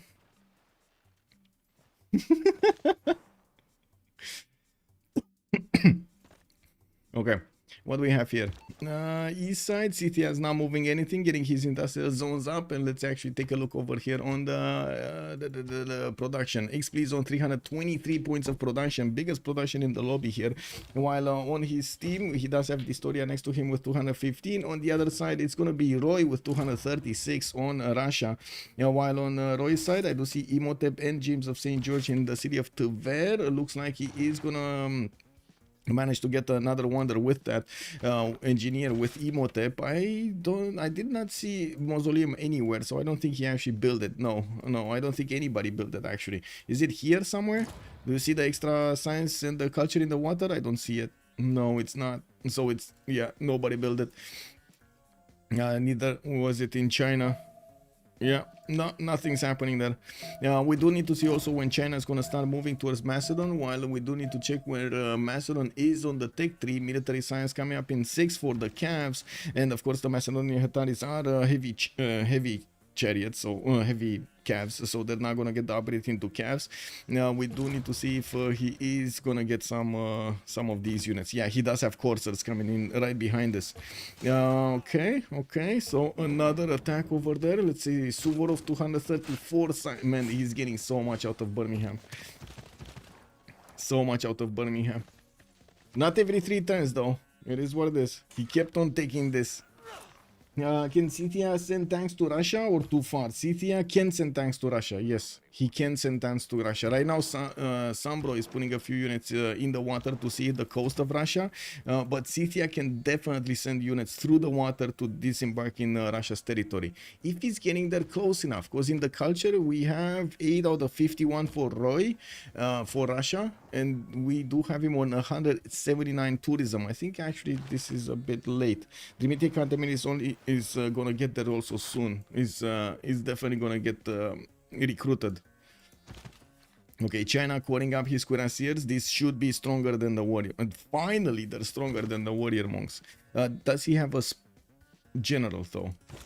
Timur, not good general. This is a medieval renaissance. We need to see if he's gonna get a good one. Let's see. Industrial modern, Jose de San Martin, China on 10 points. He needs 535. That's not gonna happen anytime soon. Scythia did manage to pick up Isodor of Miletus. Also did manage to get Zenhi for a free trader unit, while Russia got that Imhotep. Okay, but no generals. Jeanne d'Arc was on Macedon actually. And how many points is Macedon making? He's on 14, Mongolia 15, Scythia on 4, England on 0, Egypt on 1, Russia on 0. Here, let's see. Egypt trying to play this safe, and I do notice he still has the crossbows coming in from the northeastern cities. With the arrival of the one Gran Colombian Corsair, it looks like he's putting a bit of fear in the Mongolian attack here. And they're pulling back. While I do see Gran Colombia hasn't actually been pushing his opponent here. We don't see the upgrades on the crossbows or something stronger to help him push, and yes, he didn't have the opportunity. This is terrible land to push through, by the way, I gotta say. Like Mongolia Lege did put his units exactly where he should have put them, so he doesn't allow his opponent to get multiple shots on these from range. But this is happening. We do have Bezdomnyi getting into the lands of Mongolia with his coursers, and it does seem like he's making way for quite a few of them with a commandant general. He's going for the pillages, and he will encounter some more Mongolian units on the battlefield. It looks like the spy is not activated, so he's not. Mongolia is not getting that extra visibility. This is causing him quite a bit of a problem here. The lack of strength on his units. Okay, 2 more units have been taken down. Looks like Egypt is managing to clean up nicely. He just needs to repair so much right now, and he's quite low. Roy 10 out of 55. It does seem like also Xpli is managing to increase his culture defense. Slowly. What's happening here? Okay, now the push has started. China pushing in with cuirassier corps, 2 of them, 3 of them, soon to be 4 of them. Also field cannon corps, which are able to 2-shot the warrior monks from afar. It does seem like the Hetaris are gonna get it. They're gonna get it. And SunBro finally might get to a feast in the city of Birmingham's halls again. Erect bacon. Good evening, sir. What's going on in the new English city? New English city. This one? Liverpool? This is just a city for debates, basically. He got a Diplo quarter, he got the Royal Navy dockyard. This is a city for debates, no? Safety settle. Or are you talking about a new one? Yeah, Birmingham is Alex factory, yes. Gold advantage is huge. They need to use it somehow. Maxnack is pointing this out. Good evening, sir. Yes, you are correct. They need to somehow leverage this advantage they have. And that advantage can turn into units, right? All of that extra gold. Look at the 584 gold a turn here for Xpli. This is insane. I can't believe the gummy bear is still here, by the way. The gummy bear is watching. You see the gummy bear is watching you? Yep. It is what it is.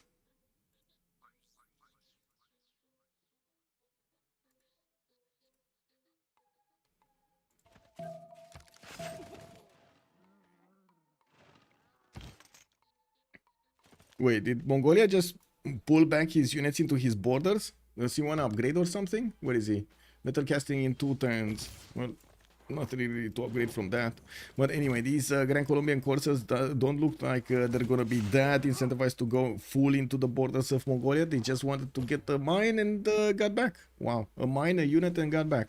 Now we do need to upgrade to see him upgrade into his Llaneros. That is gonna be quite a strong unit to go against Mongolia. Although at the moment he's barely discovering gunpowder. We're gonna need to see when he's gonna get there. We do have also Egypt successfully pushing back all of the Mongolian troops from his lands and getting builders to repair his territory. He's still hurting 160 science, 87 culture in Xpli's territory. This is what we wanted to see, right? Industrialization, then right after encampments being placed down from his cities. This is gonna allow him to get the infrastructure going for the later game pushes. And I do see Mausoleum at Halicarnassus is also gonna finish in Kuloba. We do have Xpli here with 408 points of production, while Russia is on 235. Suvorov, with all of the bonuses of getting out from Birmingham, he's on 238. Nobody else is coming even close to Xpli in the game.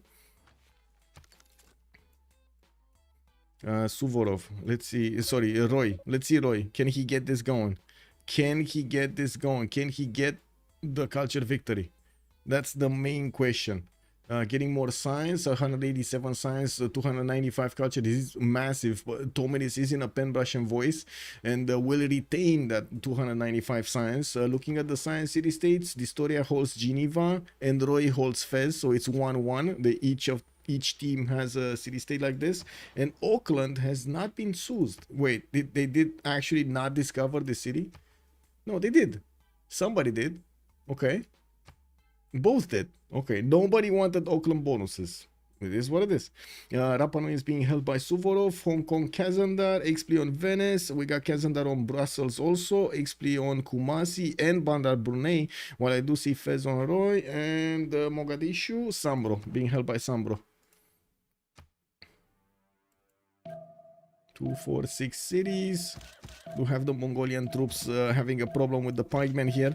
That pikeman can deal massive damage, especially if he's getting attacked, by the way.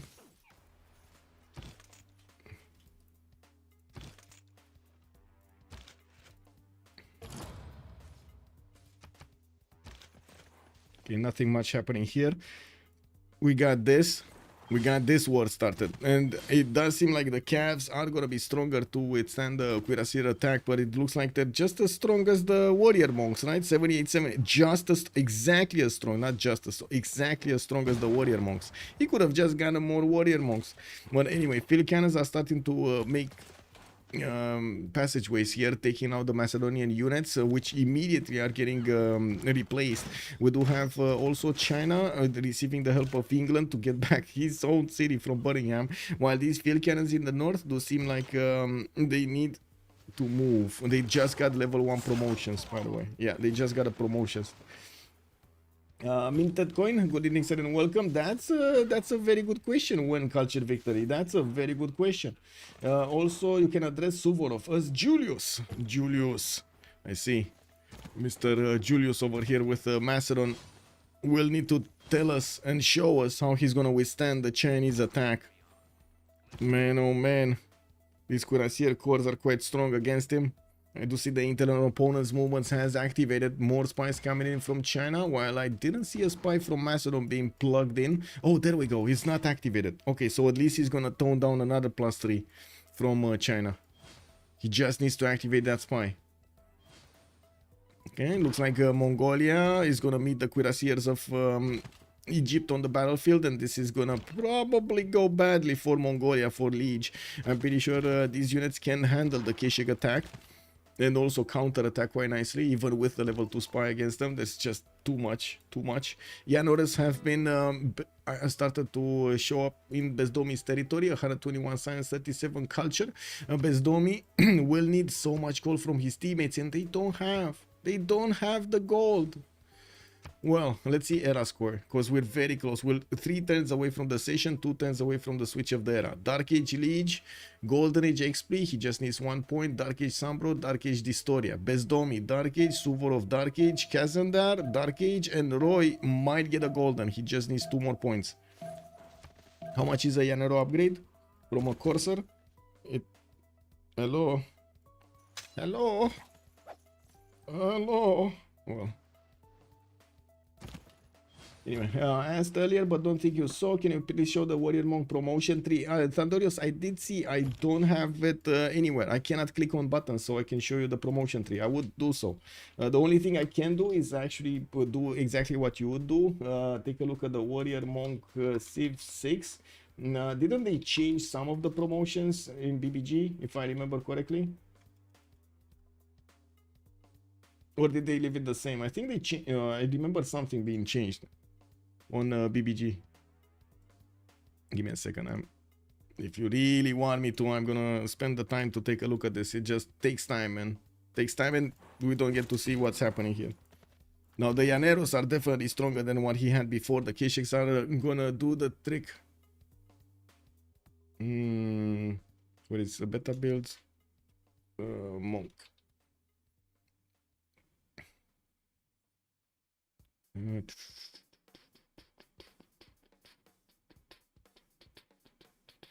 Warrior monks reduce their base strength by 3 to 28 from 31.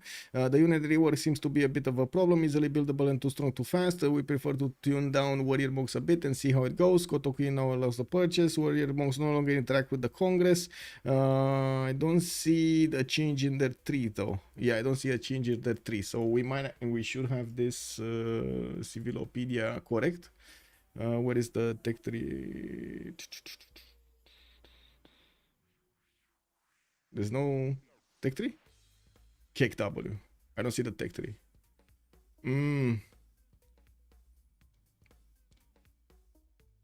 It doesn't show me the tech tree. I'm sorry. This is what it is.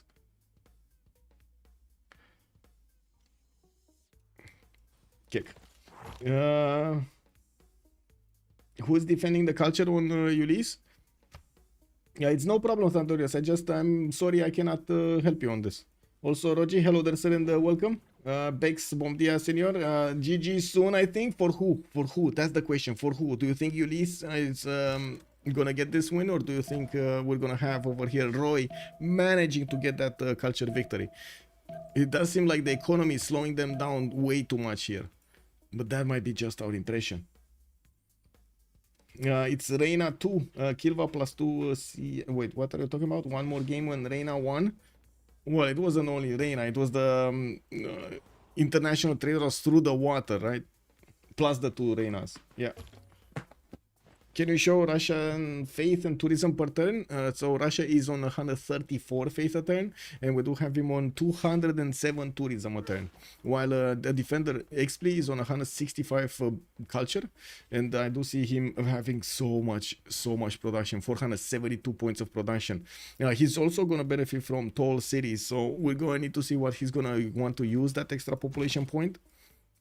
The field cannons of China are slowly doing the damage against the Macedonian defenses around Birmingham, and I do see the cuirassier corps will need to start moving soon. While in the lands of Egypt, I don't think there's anything to do, right? Yeah, there's nothing to do. Egypt just managed to push back the Macedonian Keshek Corps, the level 3, into the water. While he's gonna try to get out of there. Lege is gonna need to pay attention now to the northwest, while Gran Colombia has multiple llaneros. No gold though to upgrade, and this is gonna allow Mongolia to get the defense going. He already has a defense going with the Night Corps. Well, we did jump into the next era. Looks like a golden age on Xpli, reformed the coinage. A golden age on Roy, reformed the coinage. Now, with reform the coinage, Peter is getting a massive total 14 gold a turn. Okay, never mind. It's 89 now. It updated. Yes, Athena. Yes, computer bad. Yes. Athena was frowning at what's happening over there, meowing behind me. She was like, computer very bad. Computer bad.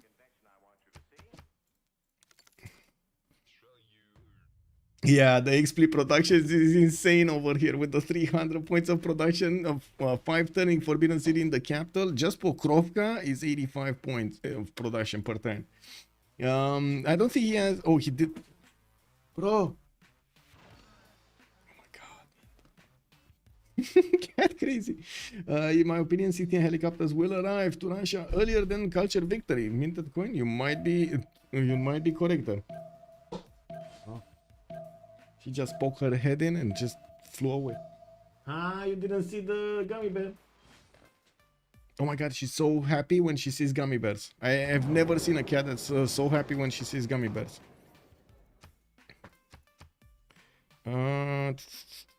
Formant arrest, get this. Okay, we got 2 minutes as a pause, and we're gonna need to see what the players will vote after this. Remember, in the Russia did manage to not win the first Congress with the Diplo. We're gonna see if they win now.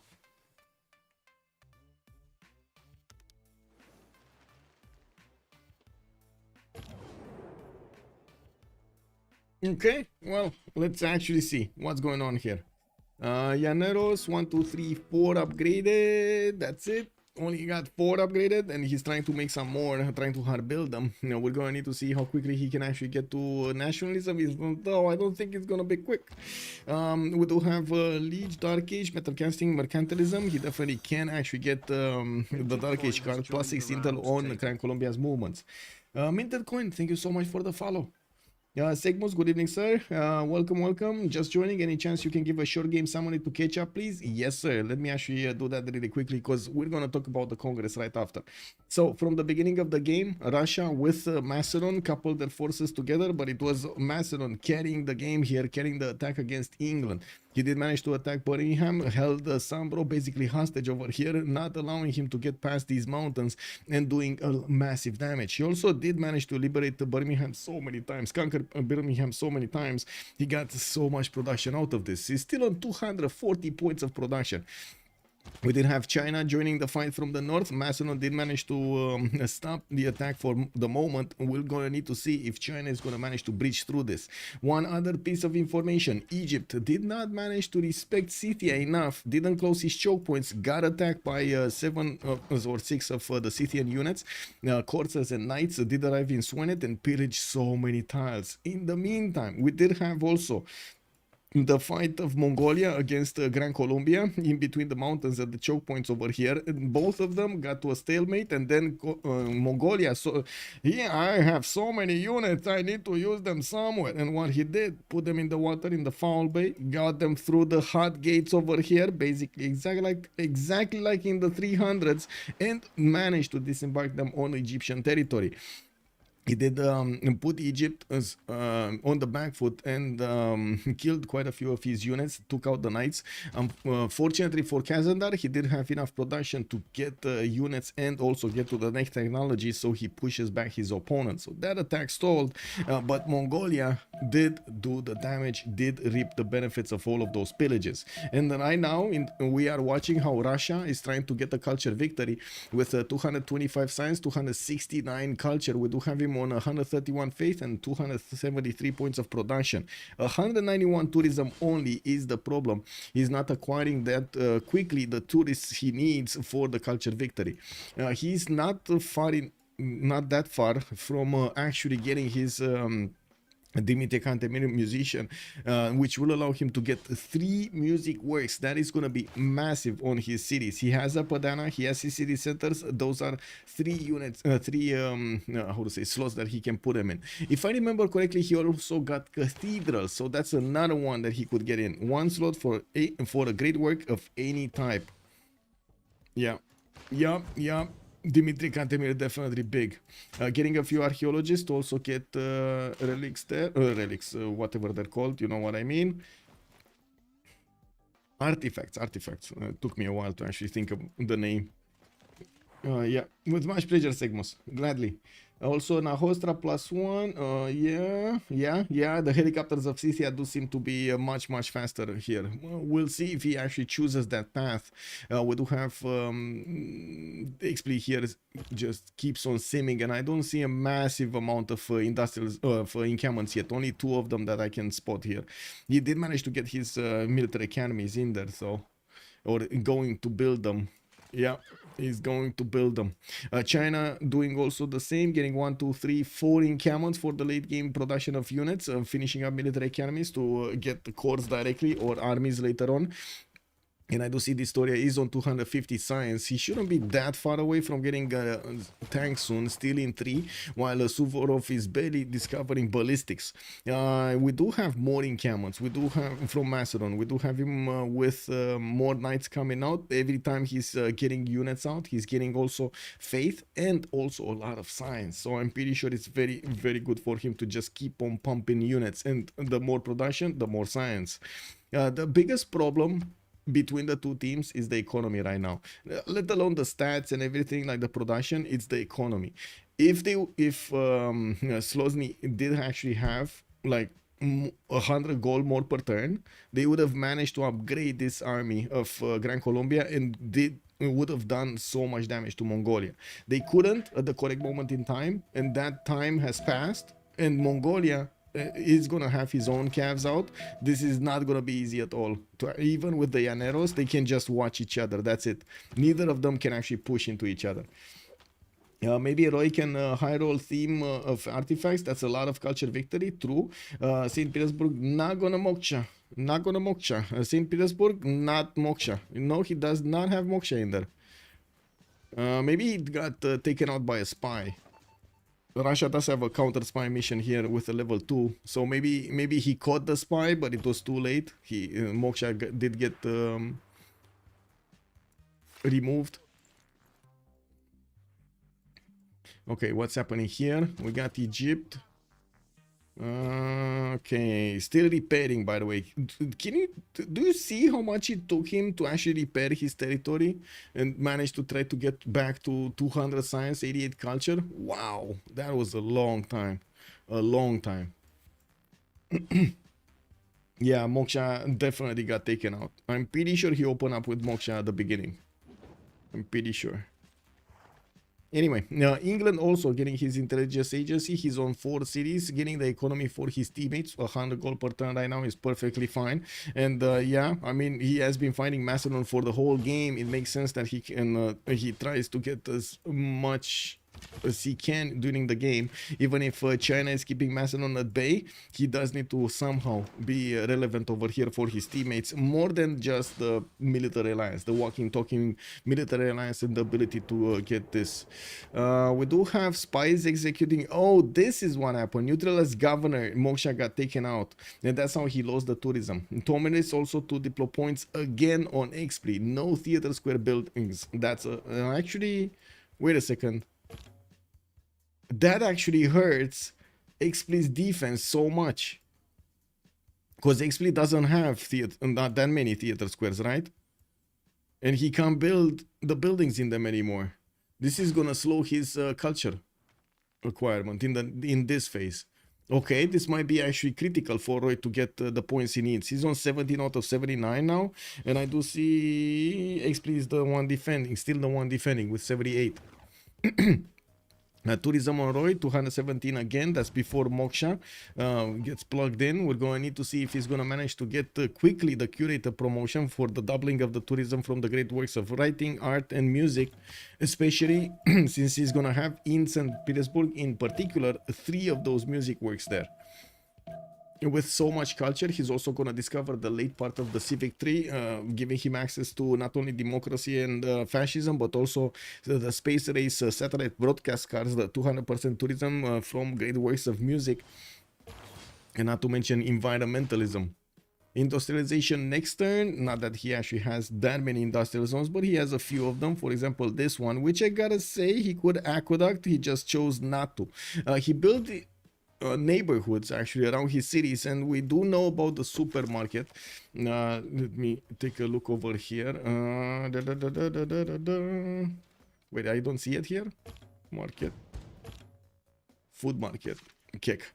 Can only build once in a city, even if the city has multiple neighborhoods. Plus 4 food, plus 2 food, and then you do get the shopping mall. Plus 20 tourism from a shopping mall. Bam bam. Amenities, amenities, amenities.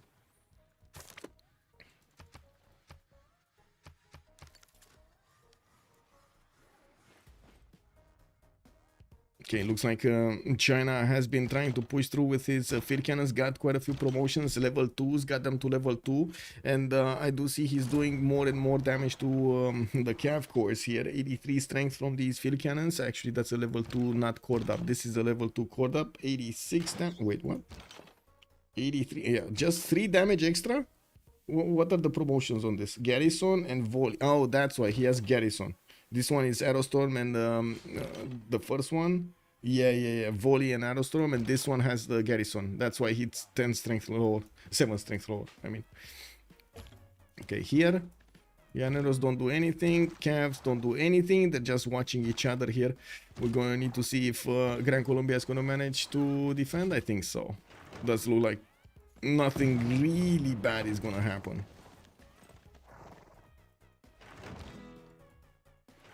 Wow. Bezdomnyi is in a bit of trouble. We're going to need to see also if he's going to manage to discover that nationalism. He's so low in culture. He's having a major problem getting there. The malls, yes, the malls, exactly. I don't wish to interrupt again, but was hoping to get a glimpse of the cute little escape colony. Actually, wait a second, it multiplied. The escape colony just multiplied into Liverpool and Bradford. And I do see SunBro did manage to get next to Uluru, which is kind of a bad wonder. And yeah, it is what it is. He's gonna chop another Royal Navy dockyard out and sending his units back home. We do have a Cav actually going into the water from Scythia. Maybe he's gonna try to see if he can do some pillages here in the Russian territory. I don't think they managed to scout out Russia that much, no? Oh, they did. They did actually manage to scout out the majority of the land of Russia. They don't know about the southwest, but there's like nothing there. Russia could have gotten another city. He never did to the southwest of St. Petersburg. Did he even scout this? Yeah, he knows. He knows there's another river here. Yeah.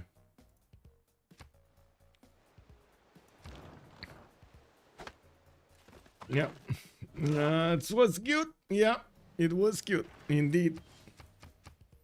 Well, China did send a few battleships to help out with the damage against the Macedonian units, to shining these field cannons from afar, while he is getting more cuirassier corps. I'm pretty sure this is in preparation for tanks. He has combustion in 3 turns, and he did manage to get a significant amount of cuirassiers here next to Beijing to transform into tanks. Now, we do have the switch to the production of artillery, so he can actually do the damage against cities' defenses as well as units. Now, we do need to take a look here. Oh, Mongolia is pushing through. Let's see if the Llaneros can actually hold the Cav cores of Mongolia with a level 2 spy on them and the +5 strength against the melee unit, 4 melee units. Because of the card, Lege did put on Twilight Valor for the extra strength, but it doesn't get heals anymore. I mean, that's fine. I'm pretty sure he just wants to keep on attacking, and it's better to do more damage. Take out the opponent like this. In Cameron Training Project, Gustavus Adolphus is also available for Mongolia for a general. Do we have any general yet on China? Because China didn't get a general earlier. He still has Timur. So he's not getting anything out of Timur here. Like nothing. Really, nothing.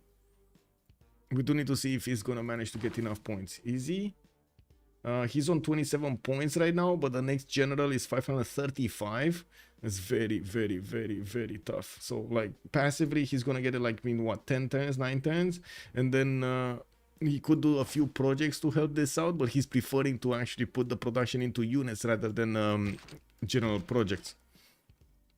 Minted coin also, a question about mechanics. For each tourism tourist, you need to get 150 times the number of players. In a game where there are casters, you need 10 tourism from each tourist. I think so. You do the casters. Well, there was a discussion about this, but I don't think they ever actually fixed this. There was a discussion at some point about this, how if the casters how to say, change the numbers on this, make it harder, and yes, the answer is yes, they do make it harder. But that is kind of understood by the players, and the players are how to say, just taking that into account to have, and they do know they will need more tourism than normal. But it's not 150 times, well, I guess it is times 10 because there are 2 observers right now, yes. There was a discussion about BBG's changing this, but I don't think they ever changed it. I don't think they ever took out from the equation the spectator slots. I don't know exactly, so yeah. What can I say? Good evening, everybody. Whoa, clicked on the wrong button over here. Click W. I saw a comment on YouTube and I was like, click, yeah, quickly. So I was clicking. Yeah, it is what it is. Hey, we're 3 likes away from getting to the 50. We're getting to the magical 50 on YouTube. Yay. Also, Baxter was saying Warrior Monks scale with techs and civics unlocked. Honestly, I can't really speak that much about Warrior Monks. You can take a look at the descriptions. Receive all component bonus of many units except bonus versus artillery. Receive bonuses from general. Has scaling cost that depends on advancements through the tech and civic tree. So there we go. That's the that is what it is. Also has unique ability, battle meditation, +1 combat strength for every research civic up to and including the industrial era. Oh my god, that's gonna be so many. There's so much. Battle meditation would be like the 4th one or something, right? It should be like the last one, because that feels like it's gonna turn into a tank. Does he even have level 1 warrior monks? Because I only see like 1 and it doesn't have a level 1. It doesn't have anything actually.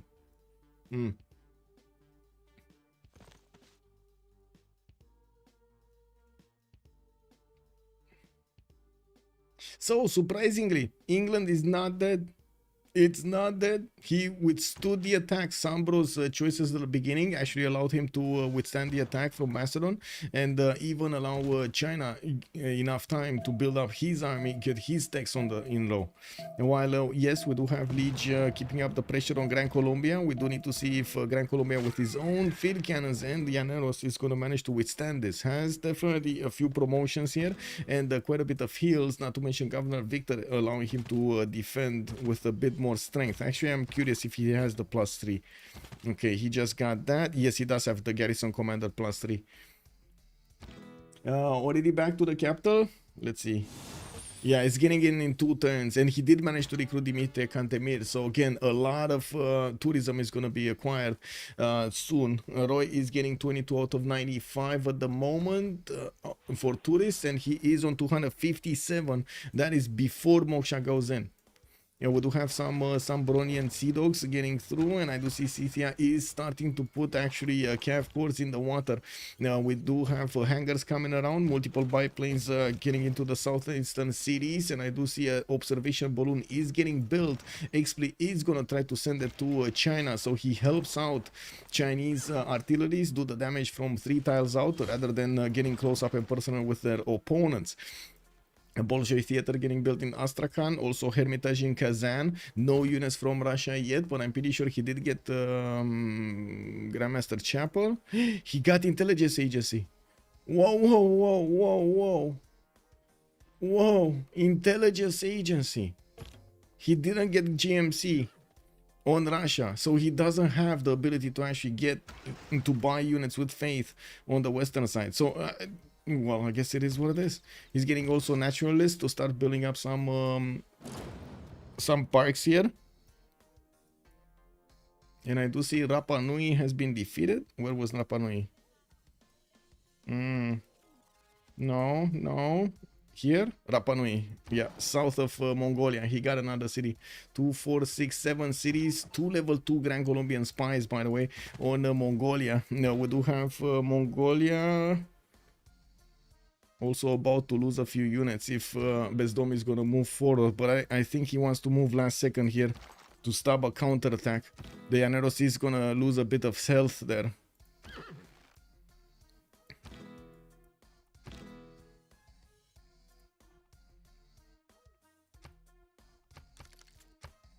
Okay, by the way, the tanks next turn for dISTORIA. He did manage to pre-build 1, 2, 3, 4, 5 tanks, 5 tank cores, and I do notice on the front line he has another 3 that he could just bring back and upgrade when the first ones are gonna switch around with them.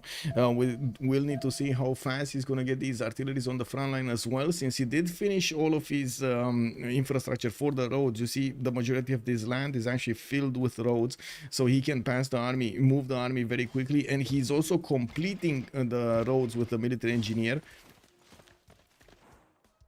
Can you show stats? Yes, sir. There we go.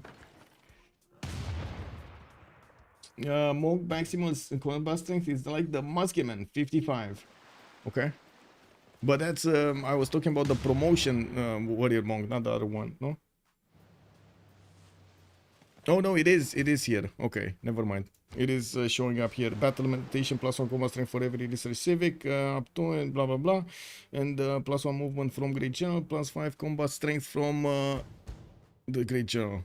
It's 68 attack strength on the warrior monk defense. That is 79. 79. He's getting what? 12? No, that's support bonus. He's getting 12 support bonus. Okay. Well, tanks have been promoted here. We do have China managing to do the overwhelming damage against the Macedonian units, and he has been slowly chewing and getting experience on his field cannons. Now it should be the moment he's starting to push. We do have also Mongolia being pushed back here from being too close to the Gran Colombian borders, while I do notice the field cannons of Gran Colombia with the arrow storm and volley promotions are doing massive amounts of damage to any unit coming close to that city center. We do need to see if more gold and more production is going to be available for Gran Colombia to finish this off. It does seem like at the moment it's not really happening. He's having a hard time upgrading his units here and building new ones. We do have also Egypt trying to get an entertainment complex, got to 16 pop in the capital, building up his banks for the gold per turn. At least now they actually stabilized the gold per turn. 100 Bezdomnyi, 132 Kazandar, and Roy is 163. 355 points of culture though on Peter is amazing. We do have Scythia sending a few calves to see what they can do, and Russia only has this one Cossack corps that is gonna try to fend off attacks here. We got a coal power plant going in St. Petersburg, and well, there are no more. Wait a second. Oh, how do you call them? Oh my God, how do you call them? How do you call them? No more music works, right? Dimitri Cantemir finishes music everywhere. Yeah, tech side ideology coming up in 2 turns. Roy is not far away from getting his fascism, and of course getting also rogue pants, which is gonna be interesting. He doesn't really have where to play them though. Like, where will he send his rock pants? In Macedon's territory? That sounds like a recipe for disaster here. It would have been nice to send them to Egypt, but Egypt is just so far away. And it does seem like dISTORIA just carved the pathway towards Birmingham to try to take that city out. Macedon is not going to let him liberate, and he's just going to take out the city center directly. Now, we do have China also starting to breach through with the tanks, not caring about the strength of his opponent's units. It does seem like Macedon is being overwhelmed here very quickly by the unit technology of China. With a battleship in the north able to do damage from afar, the walls are going to be slowly taken down. There is a bombard that is going to be able to shoot back at that battleship. We're going to need to see if just one board part is going to be enough for this. I don't think so, especially because of how many tanks are around. By the time they're actually going to, that bombard is going to shoot the battleship, the tanks are going to be on it very quickly. Okay. Gran Colombia. Man, these level 2 field cannon cores though, these are what Mongolia is using to actually punch through.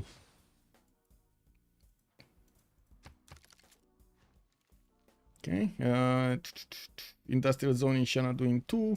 Looks like Lege is trying to industrialize. More encampment training projects. We do see China. Ooh, wait a second. China picked up a general. Timur. Dandara. He picked up Dandara. He just got it in moving to the city of Beijing. He just needs to send it on the front line, so these tanks will get an extra +5 and extra movement on them. I would imagine they will do so much more damage against the Macedonian troops here. They're already one-shotting cav cores when they're catching them off, I would say, off path in awkward positions. Did Moksha get plugged in? Yes. Roy, 319 tourism. Culture, 25 out of 109 tourists. Okay. And I do see the Russian Cossack has been sent towards the west side. He's going to see what's going on. Bombers bought in Annapolis immediately with the extra gold they had lying around. We will need to see if Scythia is going to manage to punch through, since Russia is trying to send a few Cossacks to the borders of England. I don't think he realizes he's going to get attacked here. He does see the border of the Scythian city. He doesn't know about the bomber in the city of Annapolis. And that is going to be quite a problem for Russia to handle, especially since Scythia is not going to be far away from getting his own helicopters here, ballistics next turn. And I'm pretty sure he is just clicking on synthetic materials. Synthetic materials is called, no? Yeah, synthetic materials, the helicopter one. Okay, cool. Bolshoi theater in 6. Let's see the bomber. Like this is the problem with the bomber, right? National park got to the south of Russia. Russia has 336 tourism, getting Ferris wheels, getting Hermitage, building up his coal power plants, repositioning Pingala. I'm not convinced he actually has Moksha 4th. I don't think so. That seems like it should have been a bit more tourism than he has right now. It's okay, fascism Russia is coming. Yeah, but man, bombers, bro. A minted coin already putting out a prediction. GG in 4 turns. It might be in 4 turns, yeah. It might be in 4 turns. Now let's see what's happening here. And the gummy bear is still here, by the way. And the cat didn't see it. Guys, we have successfully kept the gummy bear alive. Yeah, it is one of this. Egypt.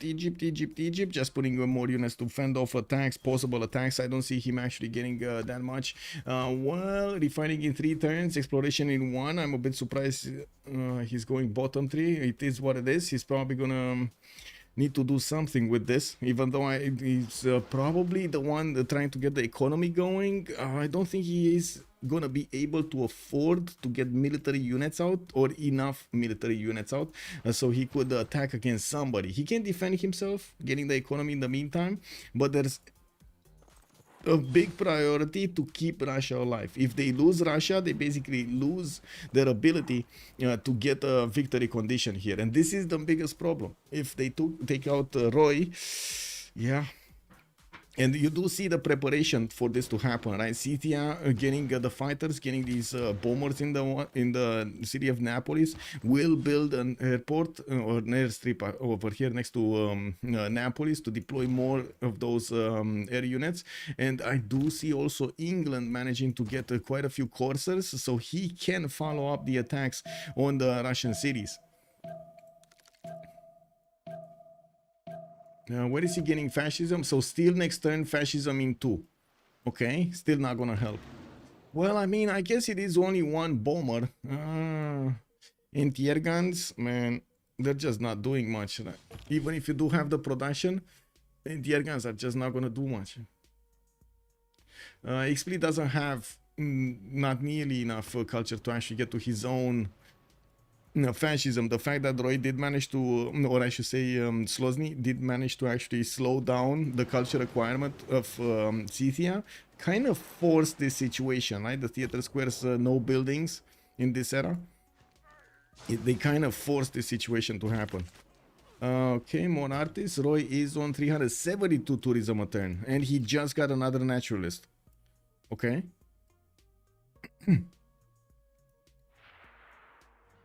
Wow, somebody's fighting somebody.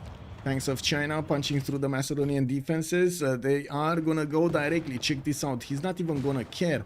He's not even caring about the cities of Macedon. He's going directly to Russia. And that is the, how to say, the true destination, right? They do need to actually take out the ones actually trying to go for the victory condition. And since Macedon barely has like 100 science, 80 culture, it's not really considered a threat anymore, is it?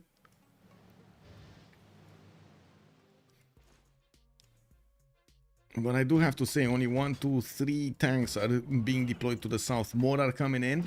He's building a lot more artilleries. I do see supply convoys also in the training queues there of Xi'an, while in the northern cities he's getting a few banks for the gold per turn.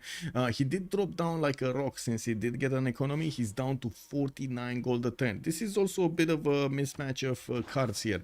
It's only using conscription, and he doesn't have any extra gold cards. He needs the amenities, he needs the housing, he needs the campus extra science, he needs strange warfare for faster siege units, Twilight Valor to do more damage against his opponents with the tanks. You know, he's trying to get everything going here.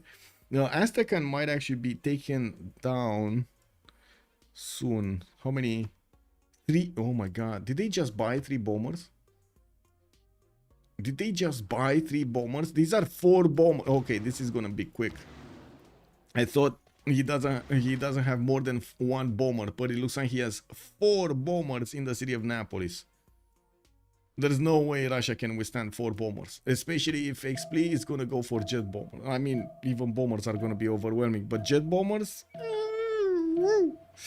yeah, boy. Ooh, another possible airstrip, because why not? Okay, let's see the attacks. Russia, Cossack armies, 82 defense strength cities. This one is 96, while the bombers just plow through them. Okay, what do we have here? Wow, this Hetari is the bomb. It even has a promotion on it. Incredible. 2 turns for Bolshoi Theater to finish. The tank of China is not going to have enough movement to actually go at Astrakhan, but it will have enough movement to take out one of the Hetaris over here, lowering the unit count of the defenders, while you do see Astrakhan is getting bombed over here from the city of Napolis. We do have also Tver in the crosshairs. A bit surprising that he's splitting his attention between 2 cities and not focusing one entirely, you know. Does this have movement? Yes. This has movement. Roy did finish fascism, did switch into fascism. He has his cuirassier 77, but he didn't caught up. Okay, his Cossacks are 99. This is pretty good. 99 strength Cossack armies here. Cav corps of Scythia are gonna have a problem with this. 32 out of 112. Roy is definitely acquiring more tourists by the minute here. We do have 376 tourism per turn, while Xpli is barely defending with 141 culture. We do have more naturalists being sent to the south to build the natural parks to give him more tourism. And of course, he did roll Dimitri Cantemir. Next up, Wolfgang Amadeus is not getting enough though. 7. Well, usually this was the moment when Russia would have needed to actually start making more of those projects to get more musicians. He doesn't have the time to do it, right? He just needs to get as many cuirassiers and try to push back his opponent from taking over his cities. This is gonna be quite a problem with the tanks of China moving in from the north. It doesn't seem like he's gonna have a unit to even challenge these units on the battlefield. The Cossack armies are the only ones that can actually do something. He doesn't have GMC. He needs to hard build them, and it just takes so much production to do so. Yeah, it's coming very close to GG. Yeah. Regesta, hello there, sir. Vlad K, also good evening, sir. Lancer, good evening, sir. It's okay, fascism. Yes, yes. Can you show Gran Colombia land? Yes. Not very good land. I gotta mention, not very good land. And we do have actually, wait a second, did Gran Colombia win against Mongolia? He's actually pushing back Mongolia? How? Mongolia's Cav corps are not there anymore. Something happened over here. Maybe Mongolia pushed a bit too much, shoot a bit too much from his opponent, and now Gran Colombia can push back. Well, no, actually both of them are retreating. Okay, never mind. Nothing really happening in Egypt territory, getting calves. Of course, we might actually see some helicopters, but man, it takes time to actually get to synthetic materials. Astrakhan is getting surrounded by Cossack armies, but there is a Chinese tank that could actually push into it this turn. Yeah, I think he can take it this turn. And that's the GG right there.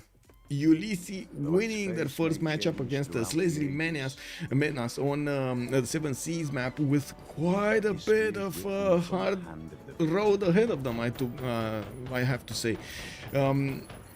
From the beginning, we did see they were trying to use Macedon to attack into their opponents, Russia to focus on the culture victory, Egypt on the gold. Economy wasn't as strong as they needed it to be, and they couldn't upgrade the correct moments in time, giving Ulyss so much more breathing room to actually get their own units on the map and try to push back. With a stronger economy, with stronger science on Xpli, and of course with an amazing sim on dISTORIA, we did manage to see them winning this, Ulyss winning this. Let me actually take a quick pick over here. I got some messages. I'm gonna take a look later. Give me a second. I need to switch settings in the Discord. There we go. One click. And then switch to Civ Players League. Take a look at the post-game chat and see where the boys are coming in. My god, so many channels. So many channels. Okay, there we go. We're in the channel now. We're waiting for the boys to join.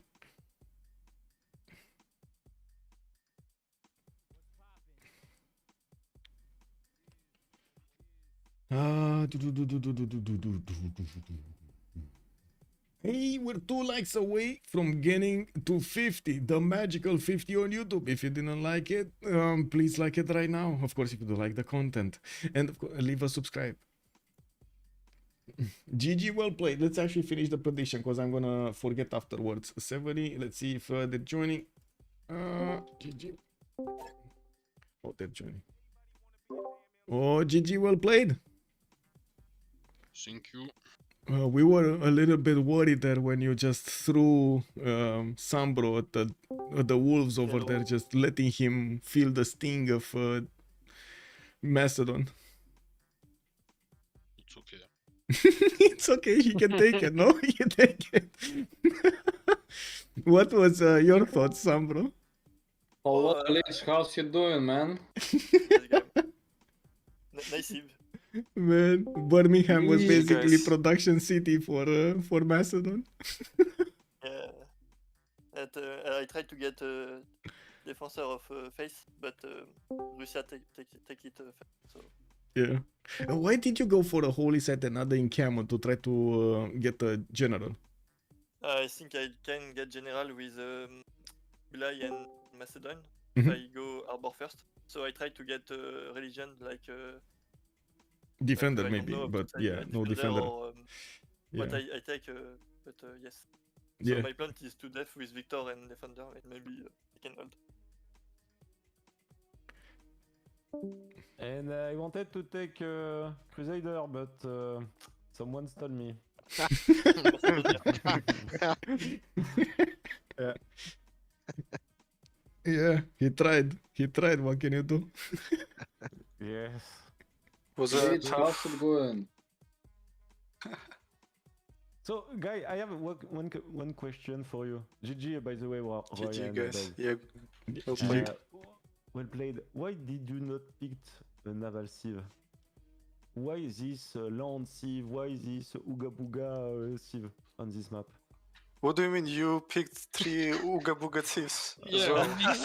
we pick Scythia Kublai Yeah, after they pick Egypt. It's okay. We saw that you picked like 3 semi-war chiefs or war Okay. chiefs, and we picked a chief that can defend easily. Besides okay. maybe Egypt. Why And- did you first pick Egypt? That was And my why main- We just And why did you yeah. last pick Russia? Yeah, we just don't know which chief is like a good first pick. And the Egypt can hurl with good Etemenanki, I guess. That's why it's a pretty unique chief. We could pick Shumer, I don't know.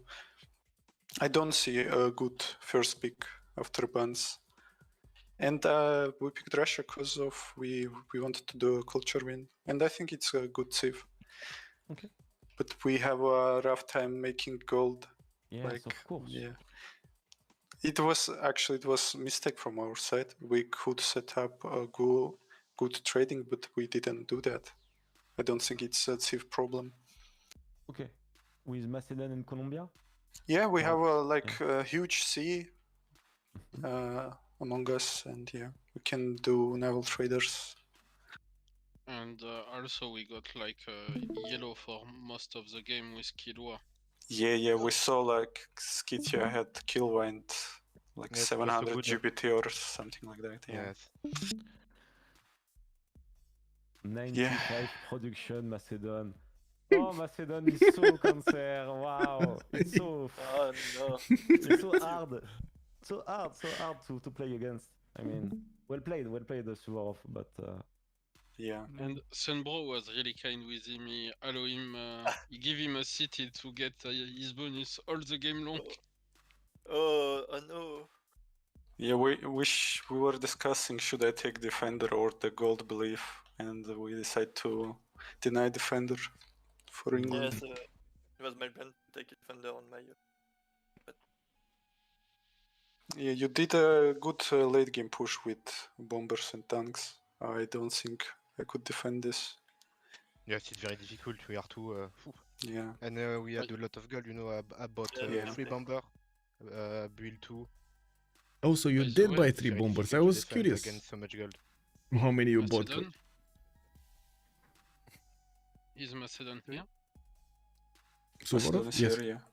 Yeah, I wanted to know why did you give me like 2 units by turn on the the wonder, because I had the golden edge that give culture. Should you not just back up until you have better units? Maybe he, Суворов, у тебя yeah, maybe спросили, that's... у него, короче, был век на барабан, он тебя спрашивает, не хотел ли ты просто бэкапнуться и после этого на лучших юнитах попробовать удержать позицию? В плане... I think he just didn't want to lose the Birmingham City, to not fit the Diplo. Okay, because when I hit cannon field, I use Yeah. so And you much culture on it. and you can push Russia if I... Yeah, but he pushed me. Yeah. With what?